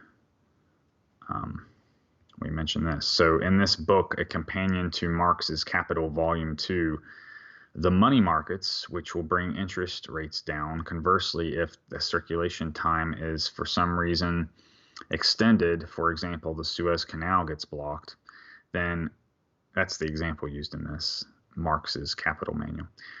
Then, quote, additional capital will have to be obtained from the money market, end quote. And if this is widespread, then it may, quote, exert pressure on the money market, end quote, by which Marx presumably means that the extra demand for money capital will, other things being equal, drive up interest rates, which they would love to have a good reason to raise interest rates, because that's inevitably what they have to do, because they can't lower them anymore. And so they would need a good excuse, a scapegoat, if you will, which COVID and Suez blockage are great things to blame the failing economy on. This will have a definite impact upon the supply and demand for money capital, which, as we saw earlier, is a key determinant of interest rates, because inflation is expansion of the money supply. Prices do not expand, they only increase. Money supply expands and inflates. So if they would just stop printing money, things would actually correct themselves. Well, they can't do that because they've got to eventually. send out lots and lots of. And guess what I'm getting that I didn't get? I didn't get any of the stimuluses, and all of a sudden they sent me 4,200 and another 2,800 back to back. Oh, I haven't gotten the second and third. I've only gotten the first, and I Yeah, was kind I of never weird. got any, and all of a sudden they're popping up in my bank account. Very odd. Well, I haven't even done my taxes from the last couple of years, so I'm not really concerned. Oh dear. Yeah, I don't know. I guess subconsciously I knew that it was the end of the world. But anyway, Okay. so let's talk about this a little bit. Yes, So let's. this bozo released his own brand being a key word here, brand of Nikes, which I heard he was getting sued over this. But this moron by this name here, I'm not even going to give him any fame, but he put a drop of human blood and 60 cc's of red ink, which you might think at first, oh, just red ink so that, it looks like there's lots of blood. Well, they sign their name in blood, red ink. So that's a nod to he's basically virtue signaling. Hey guys, I just signed my contract. And then so there's 666 pairs of these individually numbered sneakers at a price of $1,018, which a lot of folks were glossing over the fact. They're just saying, oh, these are over $1,000. Well, the 18 comes from six is six Divided by times 3. 3. So there's 3 sixes is where you get your $18. It's not that he needed, we're trying to cover the shipping here or whatever. No, they did that on purpose. That's right. So I wanted to mention that real quick, and then here's a little more information on it. So it has Luke 10:18 on it, where it mentions, and beheld, this is Christ's own words, I'm quoting him, he's beheld Satan falling as a bolt of lightning from heaven, right? That's right. So there's also the, I saw this too. So this is that one eye symbolism, and he's covering up this eye. Right. So Covering up the right eye. Very symbolic of when I had that dream, and this guy, this face was appearing. It was this eye was red, and it was death. So now I can see that's what kind of thing you're dealing with there. If you see something like that, you know that this is definitely demonic. So. And let's see Did here. you see, we have a question. Oh, yes, please go ahead. Ask your co-host, which is you, whether he also sees indications after watching this lap dance with the devil clip that Lucifer might be gay. Oh, yeah, that's disgusting, isn't it? Like, for about a week, I had that song, just the few seconds I'd heard. I never watched it because I refused to watch turned it. off I could tell it was going to be awful. But yeah, it implies, in fact, that's what this scene's from right here. Apparently he's in heaven for a portion of this, and I don't really know what transpires during the music video itself, but there is a portion of it where he actually appears to be in hell. And from what I can tell, the lap dance is just a ploy for him to he then breaks the neck of the devil and takes his horns off and then puts them on himself, and then of course he becomes clearly possessed by the horniness of the devil, as it were. Good way to put that. I was just kind of didn't plan it that way. Yeah. And then he gets the wings too, so it kind of causes this transformation of sorts. Now, what I noticed here as well is that he happens to have a tattoo of what you would call a slave collar. Right. A lot of times this is referenced in terms of an angel. And so the goal here is to create a vessel for an angel, to be trapped within. So his goal is clearly to become possessed by a demon. And so what does the term possessed mean? To be owned by, to be possessed by. Yeah. It's the exact opposite of harpazo, which is to be possessed by the Holy Spirit, the Lord Father, the God, to possess you and say, these are mine. That's harpazo, to be raptured, to be counted among the worthy, to be marked with the X, to be, okay, they're spared.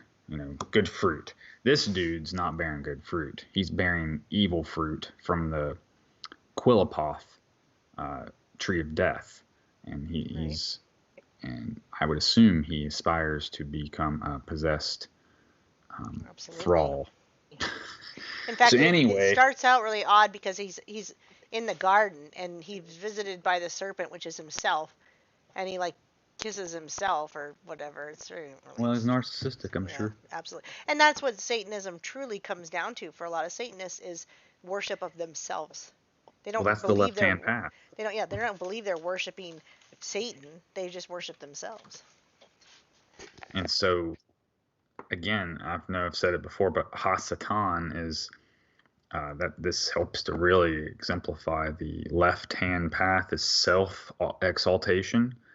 And then we got right-hand path, which is Hashem, and that's dissolution in the name.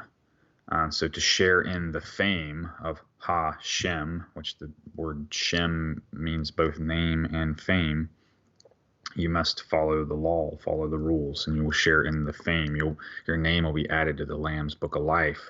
You'll be in the Word.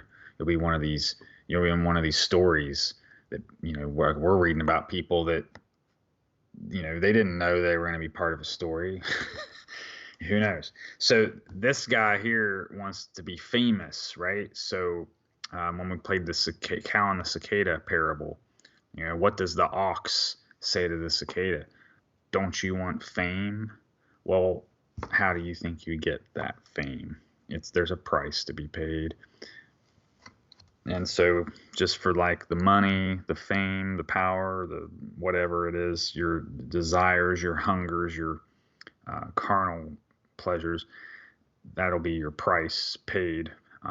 So I don't know, expect him to be martyred out soon. Yeah, He's right. be full bore, Yep. going straight for hell.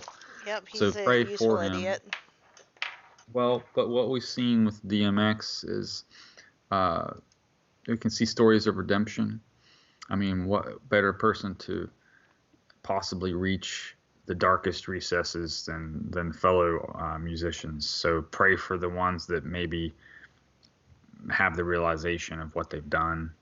And just like, with the original Passover, Yahweh can break bonds of slavery and he can save people. And that's the whole point of all these stories he tells us, and why we always got to ask ourselves, well, why did he choose that person? Well, because if he chose the person that was already good and this, that, and the other, then, lest we boast, I guess that's why your good works don't save you.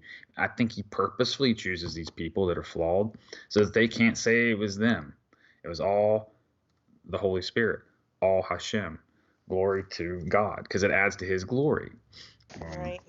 So if he can do it for DMX, maybe this buffoon can be saved just the same. And you see what I mean? We'll pray for him. I don't know.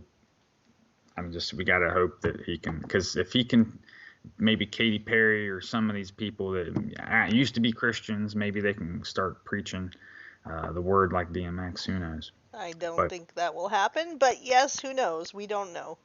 Hey, it's till the 11th hour. I think Katy Perry is really, really good. Oh, I know. I'm just using her as an example because of we know her past. She wanted to be a Christian she was singer. one, and somehow didn't make it in that realm, which is interesting because Lauren Daigle wanted to be a non-Christian singer and didn't make it in that realm, so sold her soul in the quote-unquote Christian genre, and definitely not one from her current fruits. Anyway, Fruits! I love it. This is just a remnant. No pun intended. Okay. So I normally would have photoshopped all these and cleaned them up. So forgive me for being. I just literally did not have enough time. Yeah, nobody cares. It's So anyway, I've been yanking some stuff off Instagram, and they're starting to divide churches up. And I tell you, there might be a lot of pews in there, That but is so sure messed does up. stink. Ugh, Well, good that one. joke stunk too. I didn't think it through. But anyway, I thought it was but you see what I mean? Like, we got Yeah. some serious problems here, This is folks. really Like, sick. Yep. not yet vaccinated, and those wanting to play it safe. Playing it safe is what's going to lead straight to hell. Yep. Getting this vaccine, taking the mark of the beast, that's all playing it safe. You know, you got to depend on the Spirit to keep you alive. He's done it for humans this long. I Can't think we believe a can church would make do it. this. I just can't. Well, you am can just believe so it because disgusted. the Yeah, I Bible guess tells I could. us Yeah. that there will be lots of this going on. Sick. So I think it's more important now, more than ever, for us to have a little bit of an arsenal of blue and red pills. You know, because we've got a lot of talking points now. I mean, you used to be 5-10 years ago, you were a nutcase if you didn't have anything you could point to. I mean, maybe the Denver murals or something like that, but you know, you were just out there, a fringe Right. person. This is in every community on earth now. We got something we can point to and say, hey, Revelation 13:16, can you give me a better example of how that's possible than what you're seeing happen today? Do you want to be a part of this? You know, and so of course that's in a nutshell. But what I'm saying is we got a lot of things we can point to now. And, you know, we got bombs now dropping outside Damascus. So there will be Isaiah 17, you know, if it gets flattened. There will be your next example you could point to. But once that happens, it just starts rapidly, everything's going to start being rapidly fulfilled. So we're going to have a lot of time to really explain things fully. I mean, some people are going to be in quite a tumult, you know. So I would encourage folks just to have a little bit of, you know, yes, you got to have some milk teaching the gospel, but there is a day when that mercy door closes, and you know, they need to understand, like, if they're still here, why that is or what's going on. So I don't know if we're going to vanish like the rapture indicates, or if it's a rapture like the Maccabees and you're just out of the cities. Yeah, I think it's more One like way that. or the other, you're going to be gone from the cities, I think, Yep. at the very Absolutely. least.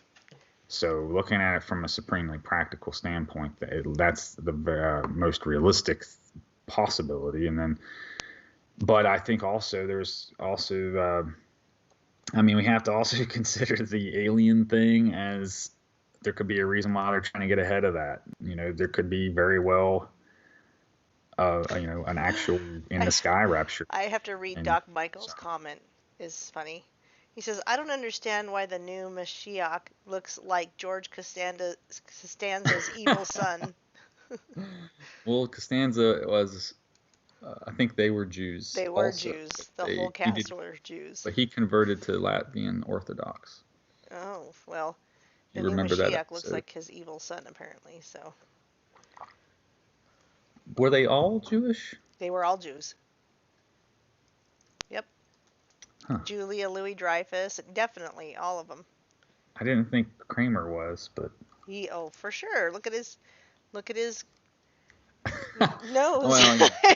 His profile, you mean? Yes, profile. So, anyway, this is something to pay attention to, folks. I mean, I know this might sound a little extreme, but I'm actually gonna get some shirts and stuff made. Totally. Just put Revelation 13:16 on it. It's amazing. On the front and on the back. You can put something just quippy and, you know, something short. Burn your mask or burn in hell, or something like that. That'd be great. You should do that, and then we can You can promote sell your them on merch here. Yeah, yeah, you can totally. yeah, that'll work out great. So I will Absolutely. go ahead and talk to my my buddy about it. Get it done. Might be able to get a good I deal. would buy that shirt. I would buy a couple of them. I bought the one from Jesus Freak Computer Geek because I saw it and I needed it because it said without faith you cannot please God. I think it says without face.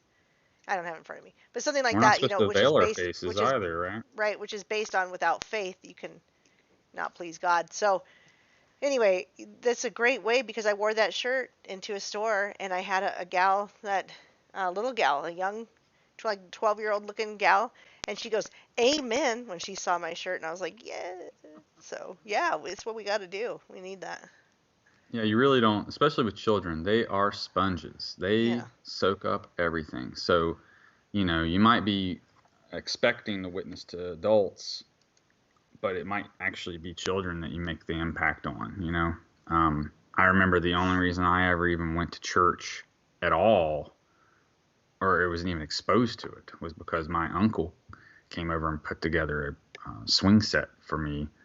And the deal was, if I did that, I had to go to church just one time. And they didn't pressure me to go after that ever again. But just having went there the one time, I think really made the difference. Because I don't know if I'd have ever been exposed to it again. Right. So just think, in the Jewish community, they, these types of things that we're told to do are commandments. Well, they also refer to them as mitzvahs. So when we are told to do these commandments and do these things, of course, they're not necessarily witnessing about Christ as a mitzvah, but we can look at it that way. And that's where these faithful works and that kind of thing kind of comes in, but with more of an understanding from the Old Testament perspective. It kind of helps frame it a little bit with their philosophies and how. I hope that makes sense. I just think that a lot of times the Bible makes more sense when you combine the Old and New Testament together. Of course it does. Absolutely. It doesn't contradict itself at all like people like to believe. But my friend Yasin says, have you guys seen the Catholic cups stating Mary would have vaccinated Jesus? Oh, man. Isn't that awful? Oh, gosh, these people have lost their ever-loving minds. They're irreverent, man. Absolutely. And that's why I don't like to talk about the realness and how these things are really applicable to today, because it really will come as a thief in the night to a lot of people. Oh yeah. And so it's actually our duty, once we learn about these things, to teach them, just in hopes that maybe it doesn't catch them unawares. And I think that's why we were told, like, the first thing we're really supposed to do after accepting the gospel was really just learn the parable of the fig tree.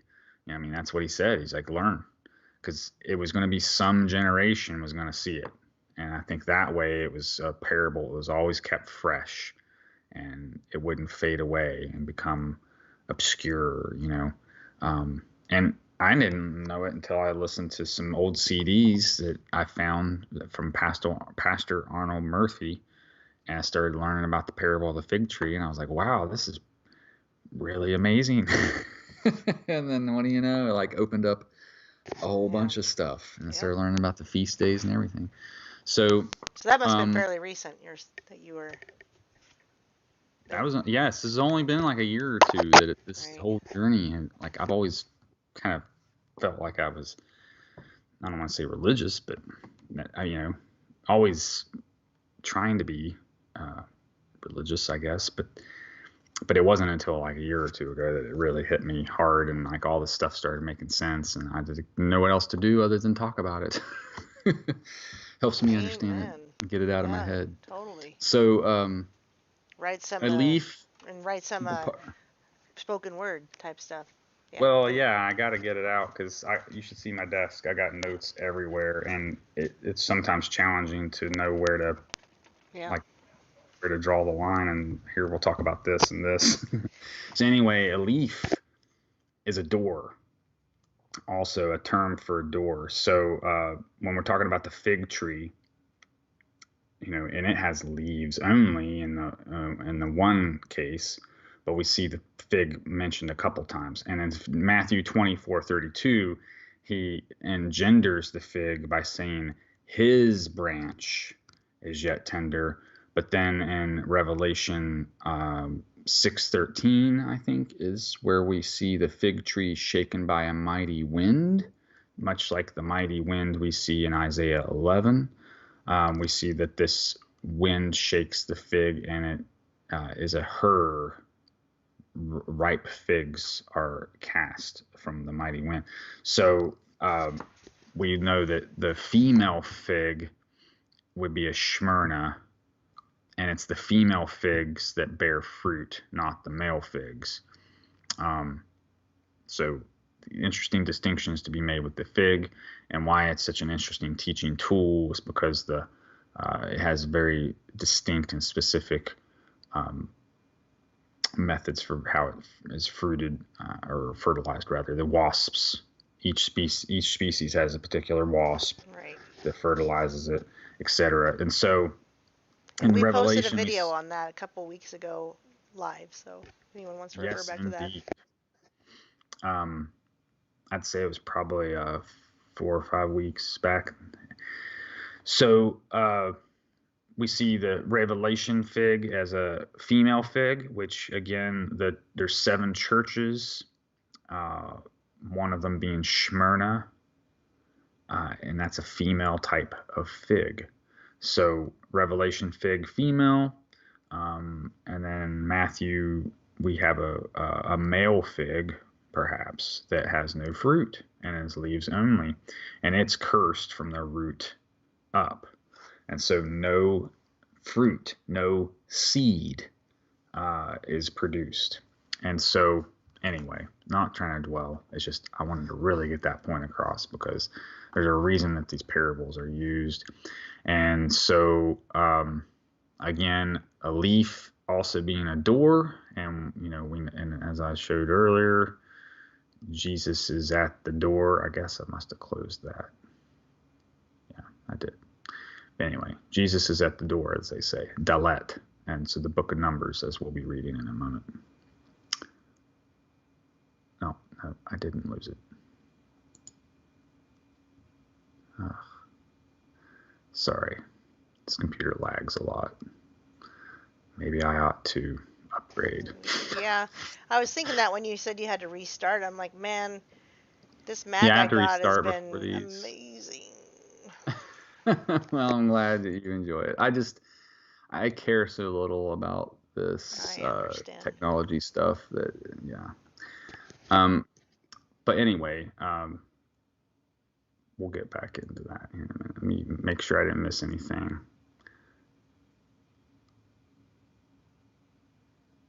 Oh, come on. The lag is killing me, man. We're okay. lagging. So there is a part about the winds that we need to cover real quick. So if you look at this is showing this is one of your steles from the like the Akkadian days, the Sumerian, the Anunnaki. If you see this guy here, he's actually got a crown on.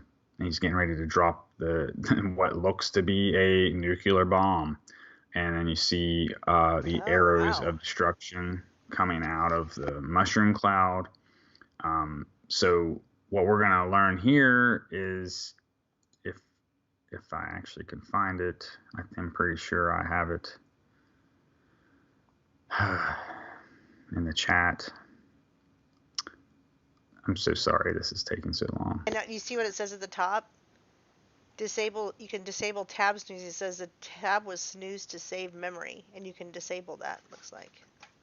Well, as little memory as I have already, I think that might just tax it a little too much if it weren't snoozing them. Ironically, I being a RAM, my computer has very little of it. RAM, that is. Well, there it is. Did it finally appear? Yeah, it did for a second. It said Nebuchadnezzar and the something. Click the compass in your server. Something. All right. Well, I'm sorry. I guess we'll just have to. There it is. Nebuchadnezzar, high tech. No, I don't think it's working. Oh, Oh, you're there it clicking. finally is. Okay, I guess it snoozed the tab, folks. I'm Yeah, it sorry sure about did. that. I Some definitely put it snoozery. with some chamomile tea. And it tucked it in and put it to bed, straight to bed for the night. Looks like it slept the long sleep. Okay, there it finally goes. Okay, sorry about that. All right. So there is this text to accompany this, and I wanted to read this because with all the warmongering talk that's going on right now,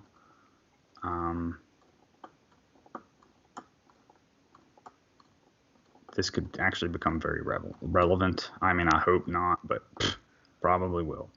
All right, so here it is. Destruction to work.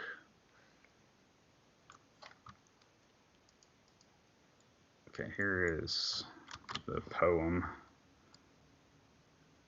Okay, that's definitely too long. So I'm just going to read it. Okay, of these 7, the first missile is the south wind. The second missile is a dragon whose mouth is opened. That's very much like Revelations when the dragon spits water out, right, to go after the woman. Right. And that none can measure. So the earth actually has to open it up and swallow it, as it does in Revelation. Here it continues. The third missile is a grim leopard, which carries off the young.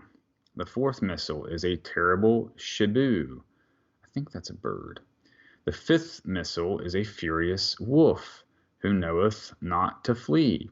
The sixth missile is a rampant, which marches against God and King. The seventh missile is a storm, an evil wind, which takes vengeance. 7 are they, messengers, missiles to King Anu are they. From city to city darkness work they. A hurricane, which mightily hunts in the heavens, are they. Thick clouds that bring darkness in heaven, are they. Gusts of wind rising, which cast gloom over the bright day, are they. With the Imkuhulu, the evil wind forcing their way, are they. So that's what I wanted to show there, because this is how they settled the scores back in the days of the Anunnaki kings. So like when we see in Revelation, it's talking about the 8th king. I'm pretty sure it's this dude right here, because we haven't seen these guys around for a long time. Right. Like, I mean, thousands of years. It's been a while. Yeah. So we're not even going to be prepared for what this guy's going to come and like, oh, it's been a long time. You guys have my favorite toys, the nukes. Oh, you shouldn't have. And like, he's just going to go crazy with them. So, so I think that's what we're going to expect there. Now, if that wasn't enough to interest you, then let me show you in the Bible where it talks about the wolf and the leopard and this and that. It's really interesting. Real quick, I will show you and then I'll move on. Good gosh, the RAM. Maybe this computer's a Chevy, or yeah, okay. I did it correctly. I was gonna say I'm not real good with the vehicles. Okay, so Bible, wolf.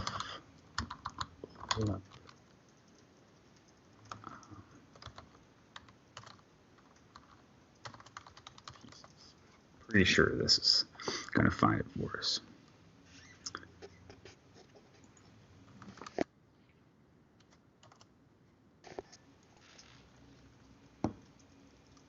So, anyway.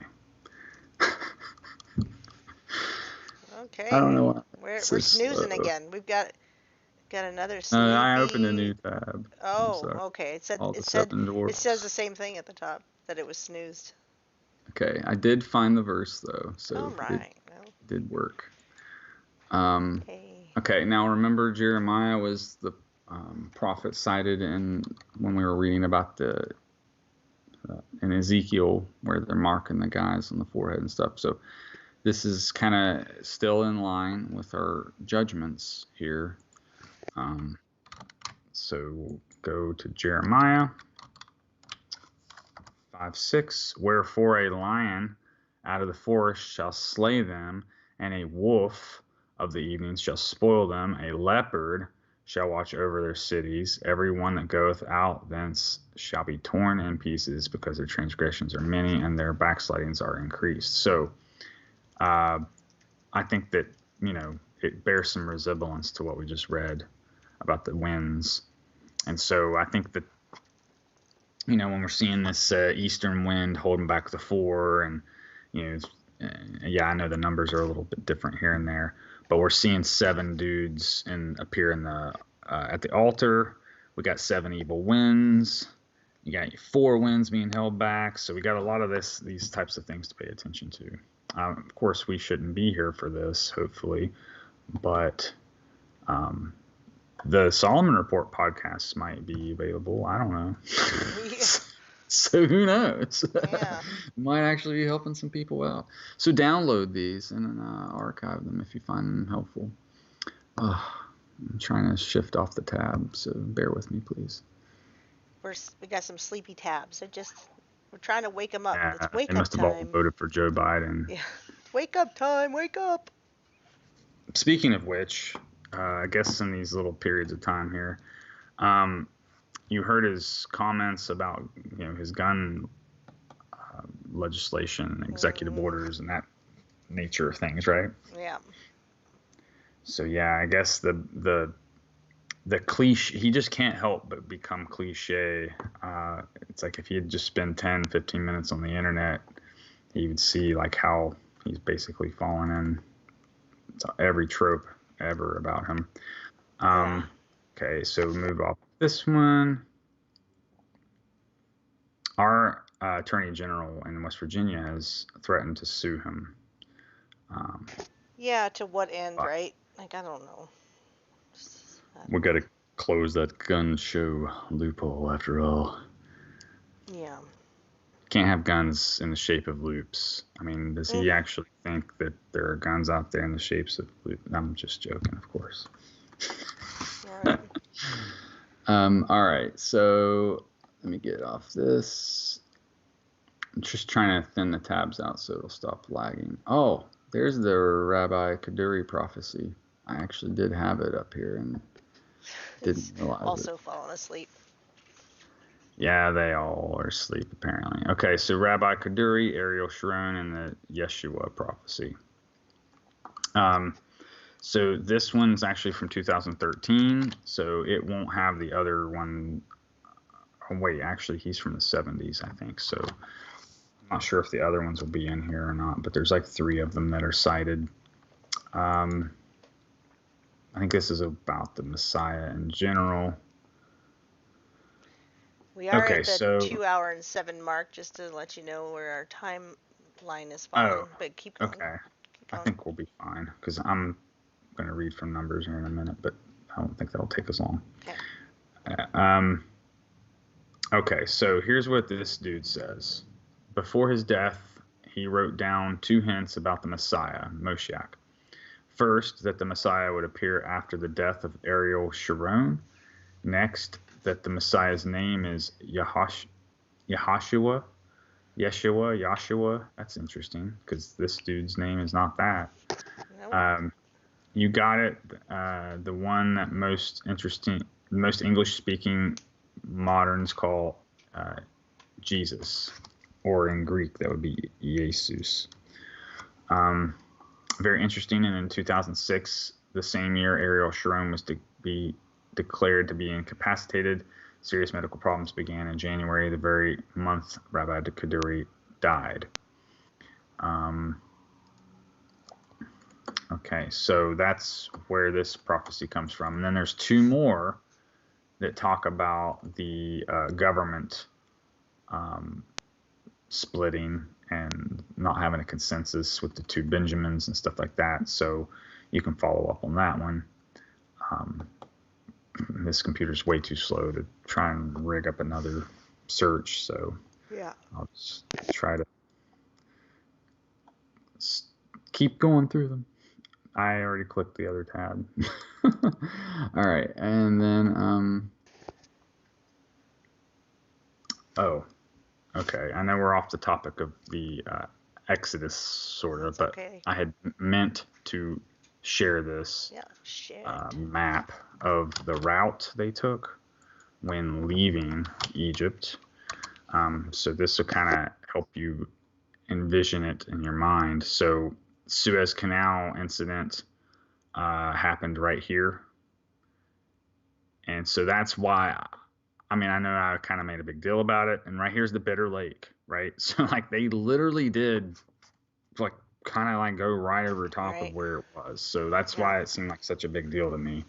And for it to mention a wind, a mighty wind in Isaiah 11, and then blame a strong wind on why they ran into the thing. So anyway, they're right here. The wind is why Biden fell on the stairs too. It's just so windy everywhere. Oh, really? They said it was wind? Oh, it was just so windy that day. It's maybe he slipped on the red ink. Yeah, that's another possibility. So this is a pretty cool map.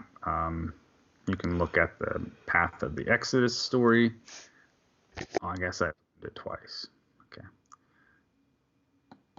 And then I'll go close the tetramorph. I would assume most of our audience is familiar with Yahweh, but just in case they're not, Rabbi Kaduri was talking about how the name is all these different forms of Jesus, which translates roughly as Yahshua, which is Yah saves, which is referring to Yahweh. So if you're wondering what these terms are we're using, that's where it's coming from. But we won't read about it because I just wanted to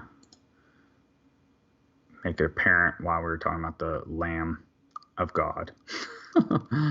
All right, so all right, I think we're finally to the point where we can read numbers. Okay, and I found this too just in my wanderings. A very interesting thing here where they had different symbols all over, which look alchemical in nature, and then had that what some people call the Star of David, but I've seen it called other things too. But anyway, that just came to mind when I was looking for the door, because again, he's at the door.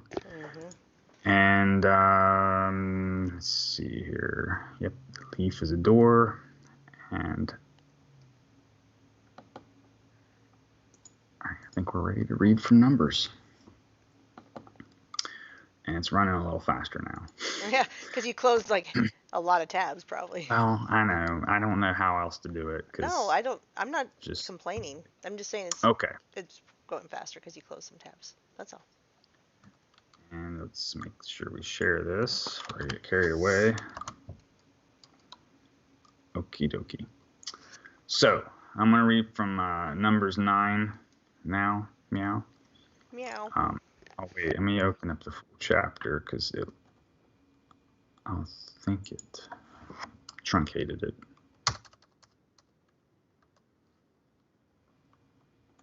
I mean, that's obviously the part I want to focus on, but I didn't want to necessarily stop there.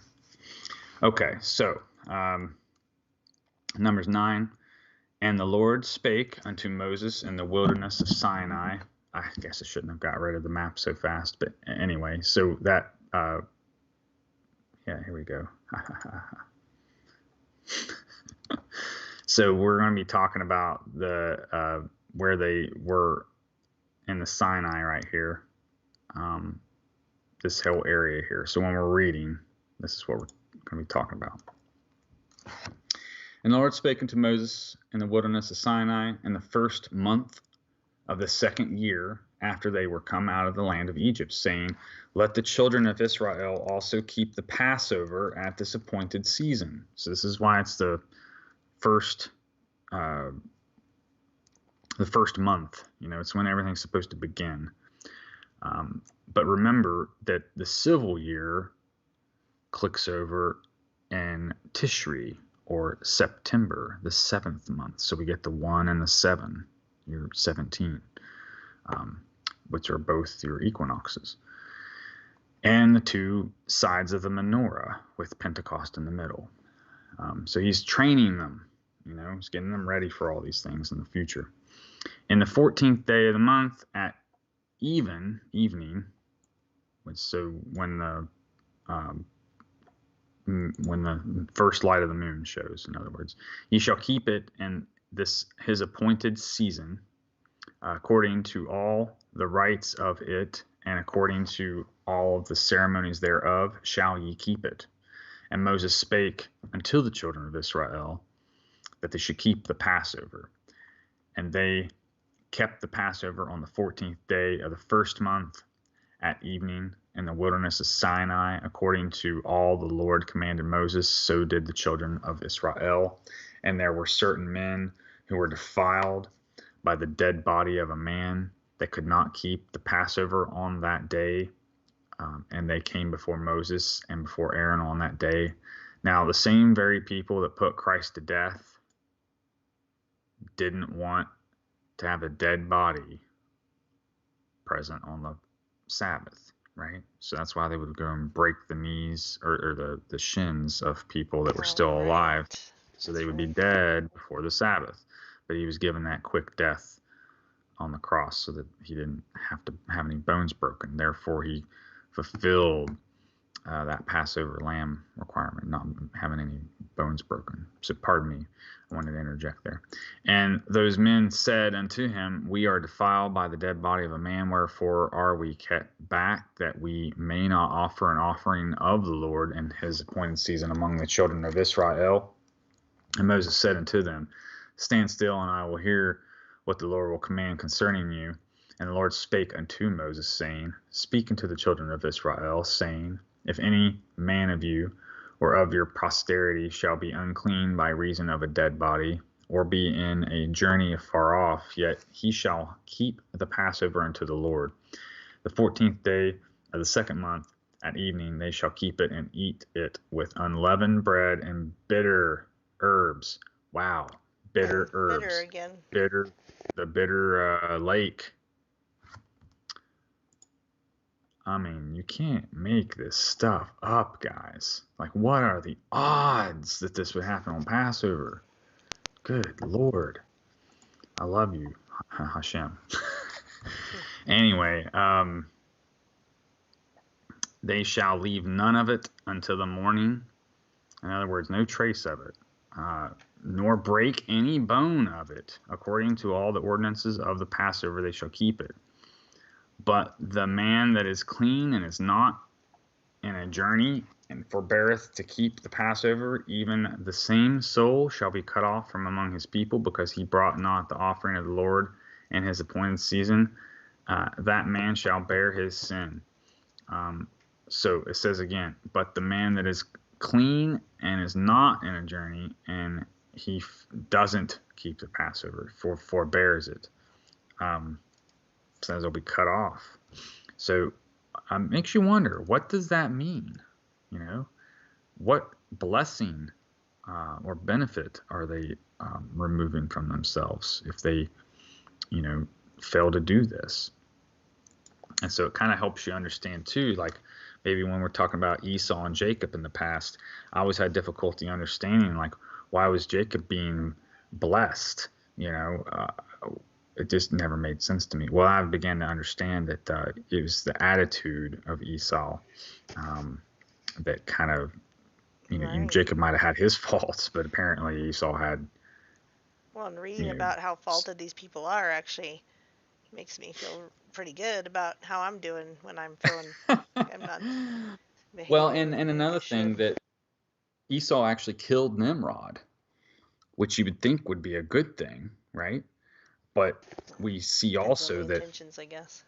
well, but Nimrod had a purpose. And so, I think he actually maybe upset Yahweh when he done that, for instance. So, didn't want to get too off the topic, but these offerings being brought in the appointed season at the appropriate times,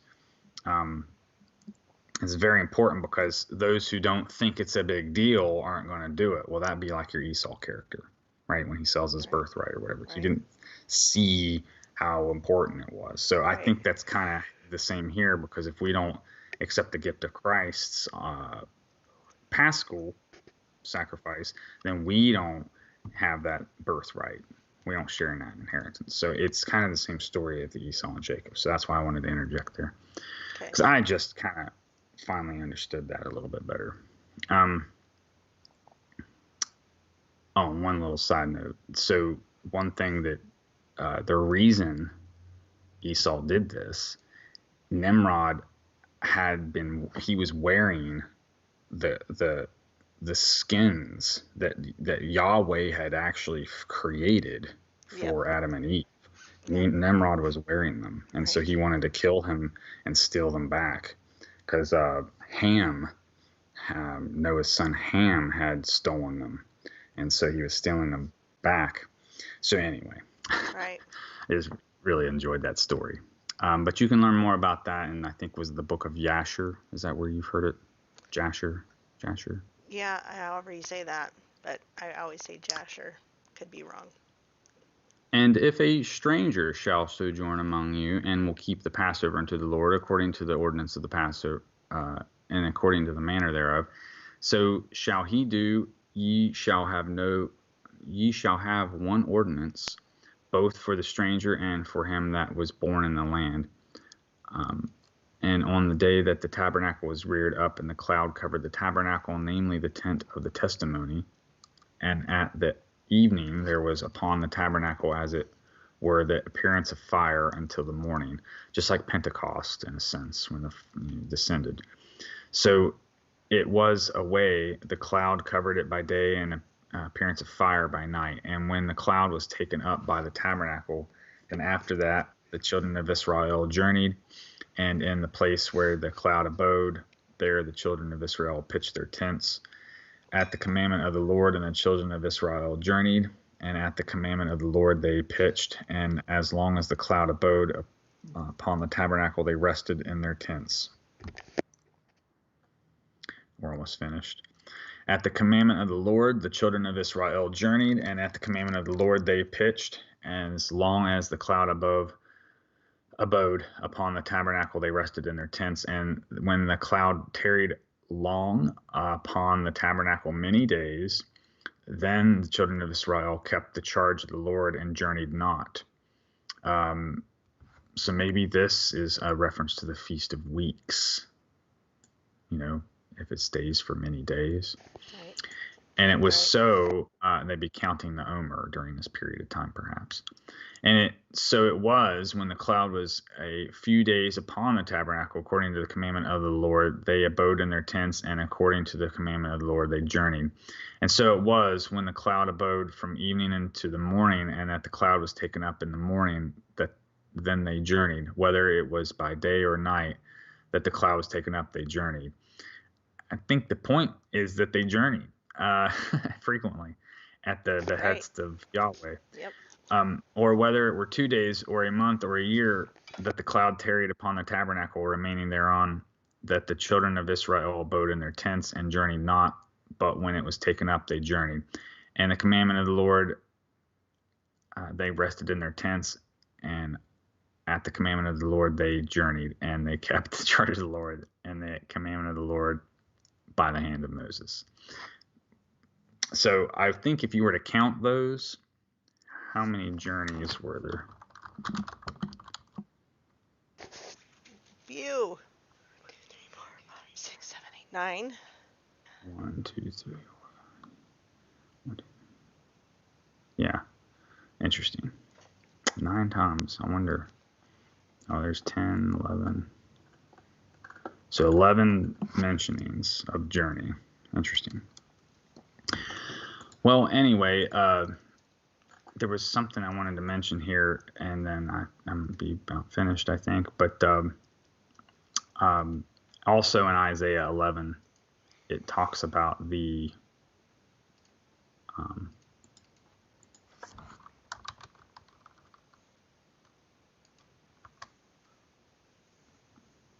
about this, and it didn't really make sense to me until I was reading this.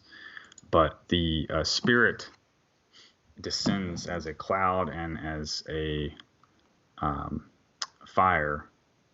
So if we read in here in Isaiah 11, it talks about, because the tabernacle was originally not made of stones, it was a tent made with branches. Absolutely. Yeah. So we read about this person called the branch in this context, and so it talks about this.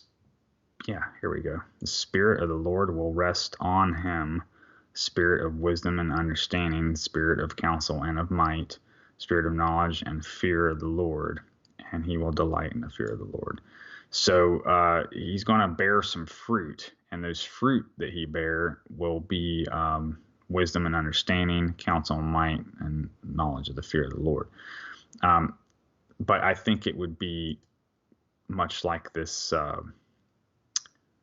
cloud and fire motif, because later after Deuteronomy, or actually during Deuteronomy rather, you read about Joshua sitting in a tent with Moses, and there would be some instances when Moses would leave the tent and Joshua would remain in the tent, and the Spirit would dwell with him in there. So I kind of think that maybe it may not be exactly like this, but that's kind of what it puts me in the mind of, the Spirit descending in and out of the tent.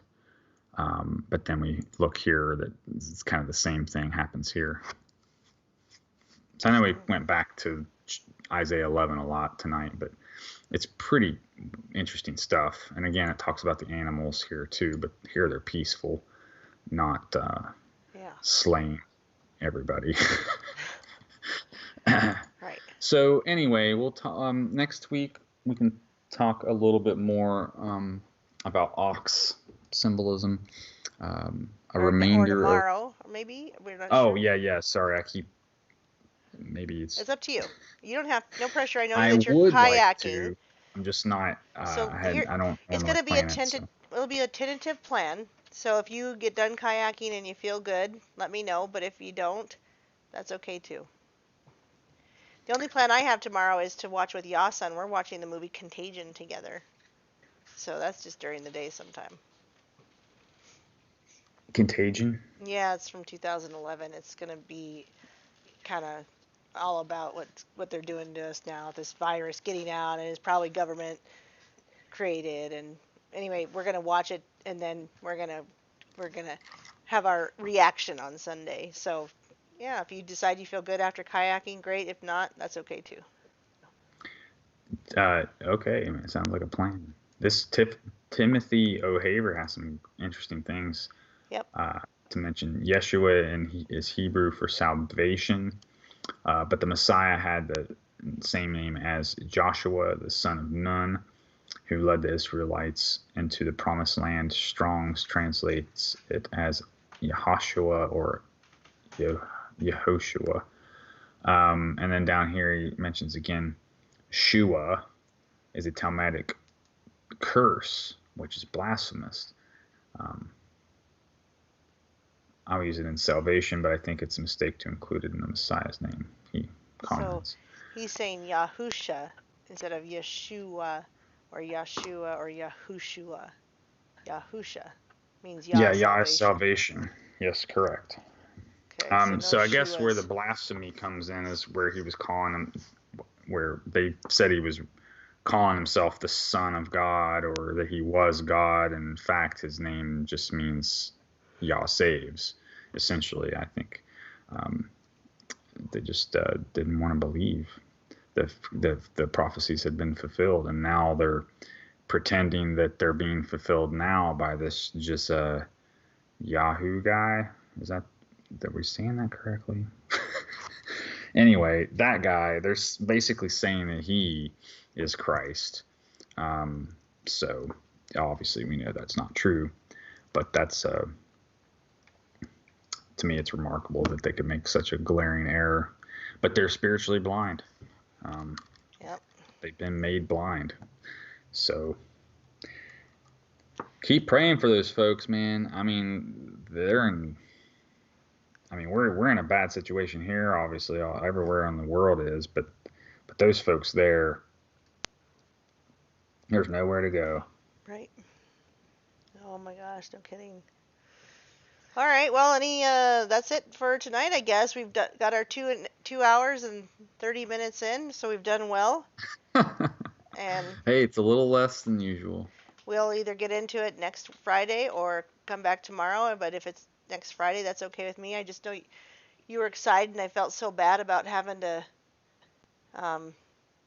pass over the Passover discussion. But I know it wasn't happen. lost on me. I actually kind of said that same thing in my head. Like we gotta cover it. He mentions also here, Timothy, Shua is a Talmudic curse that means let his name be utterly forgotten. They hope to conceal his glory. So yes, that goes right along with the Hashem. Well, you got to remember the Talmud is basically their left hand manual. They exalt their own words, I think, over Hashem's. It's like a rabbinical commentary, I think. Now I could be mistaken about that, but anyway, Hashem is the name, and that's the fame also. So they want to erase his name out of the fame record. So if you look at in Egypt, Akhenaten, he was the pharaoh that came in and destroyed all the gods and set up monotheism and declared himself God and everything in the temple. So he kind of is this antichrist figure, really. And then his son came along, which was who became, I don't know if it was King Tut, maybe Tutankhamun. Woo! Glad we mentioned the mummies. I'm so sorry I forgot, but please let me show the mummies. Okay, show the mummies. Mummies on parade. I mean, dude, this happened over Passover, so like we have to talk about it real quick. I won't go ever long. I'm just going to share the link. Okay. Mummies on parade. Wow. I mean, dude, we're talking not one mummy. They had 22 mummies. I wish it was 33. God's sake. So, over Passover, as if we didn't have enough going on, folks, we got the Mashiach popping up. You got royalty dying, the ever-given ship. Yeah. I mean, Passover was eventful this year. Yeah. And then we got the mummies. So they said if they were disturbed, their curse would be, let loose. Oh, and so, wow. So let's put them on parade. Yeah, we got these people right here. I mean, that's the land we're dealing with. We got the Passover right here, the ever given. I mean, you can't make this up. Really, you can't. It's just too much. I mean, Hashem really is the greatest script writer ever. So, anyway, I think I've covered everything I wanted to. The mummies really was like the mummies on parade. I forgot that, and I'm glad we remembered. Oh, you did, yes. I didn't know we were going to talk about them, so there it is. But they went through and like chiseled out names, knocked down statues, like the Akhenaten guy. Yeah. Really did go through a lot of effort to take names out of the record. So that's about your fame and name and fame. Anyway, I really am finished now. The mummies on parade was the last thing. Well, I'll wish you good night and blessings and peace and shalom, which is also peace. I'm being redundant, but until possibly tomorrow or next week. Yeah, I'll do the best I can to get with you tomorrow. Okay. Well, so that's shalom, folks. Thank you for joining us. Wish you all good night. We appreciate all the people being here. What a great chat. It was so very active. What a blessing. I'm so grateful for that. Thanks, everybody, for being a part of that. Thanks for hitting the like. Thanks for sharing with your friends or foes. And Sophia says, stop yawning. Well, it's my bedtime. I'm not sure that I can control it. So, well, with that. I'm glad you guys enjoyed it. Thank you for sticking around. Yeah, the time change really has been hard on me, too. Well, thanks for all the work you do. Oh, it's no problem. I enjoy it. It's a labor of love. Share that good fruit, Air. Amen. All right, we'll see you either tomorrow or next week. Good night. Meow. Peace and love of the Lord, guys. See you soon.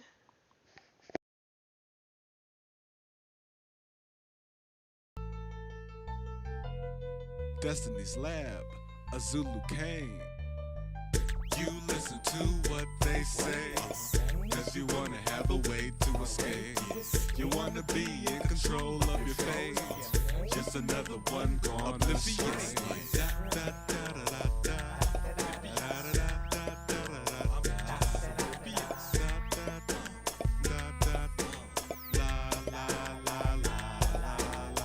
You remain oblivious to all the consequences and all the obvious problems here. Look at you fooling around with that mythicism and philosophy's hypocrisy has messed up your vision. Now blindly you see no problems with Buddhism and Hinduism. You think every God's inside. I hope that you listen now. The Bible says the spiritual guides are just demons. Look at Acts 16:16 and get reading. You'll see the fortune teller and the demons embedded deep within the body. She could do mysterious things. I'ma tell you this, hopefully it's not too confusing. It's not some kind of enlightenment. It's definitely not improvement. It was only the demons inside doing those amazing things. Just look at Revelation 16:14. Working these miracles ain't hard for demons to do. They even got yoga instructors and manifesting miracles. But they keep on deceiving, saying there's not a lot of parts of the Bible you should believe in. You listen to what they say, cause you wanna have a way to escape. You wanna be in control of your fate. Just another one gone oblivious.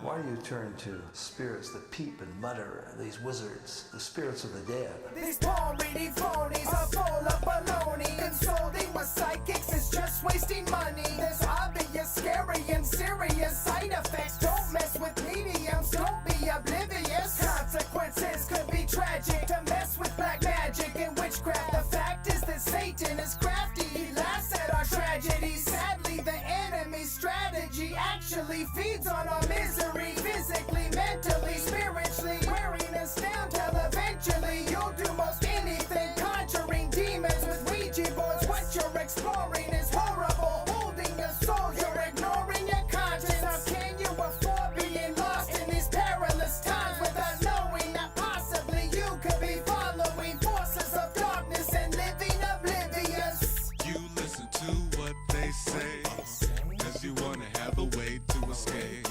You wanna be in control of your fate. Just another one gone oblivious.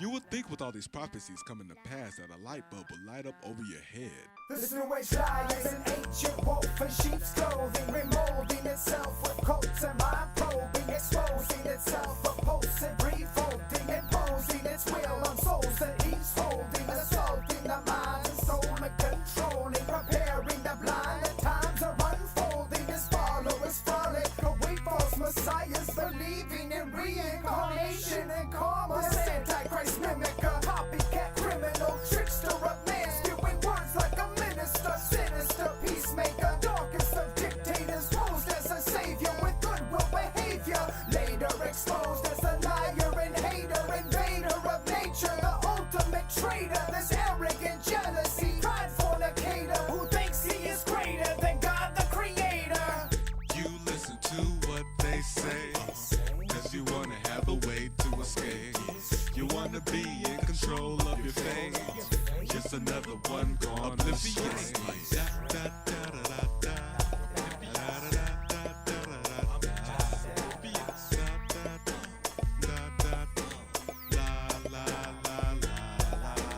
Aunt Jane wasn't too bright when she was alive, but now that she's on the other side, she seems to be a fountainhead of wisdom.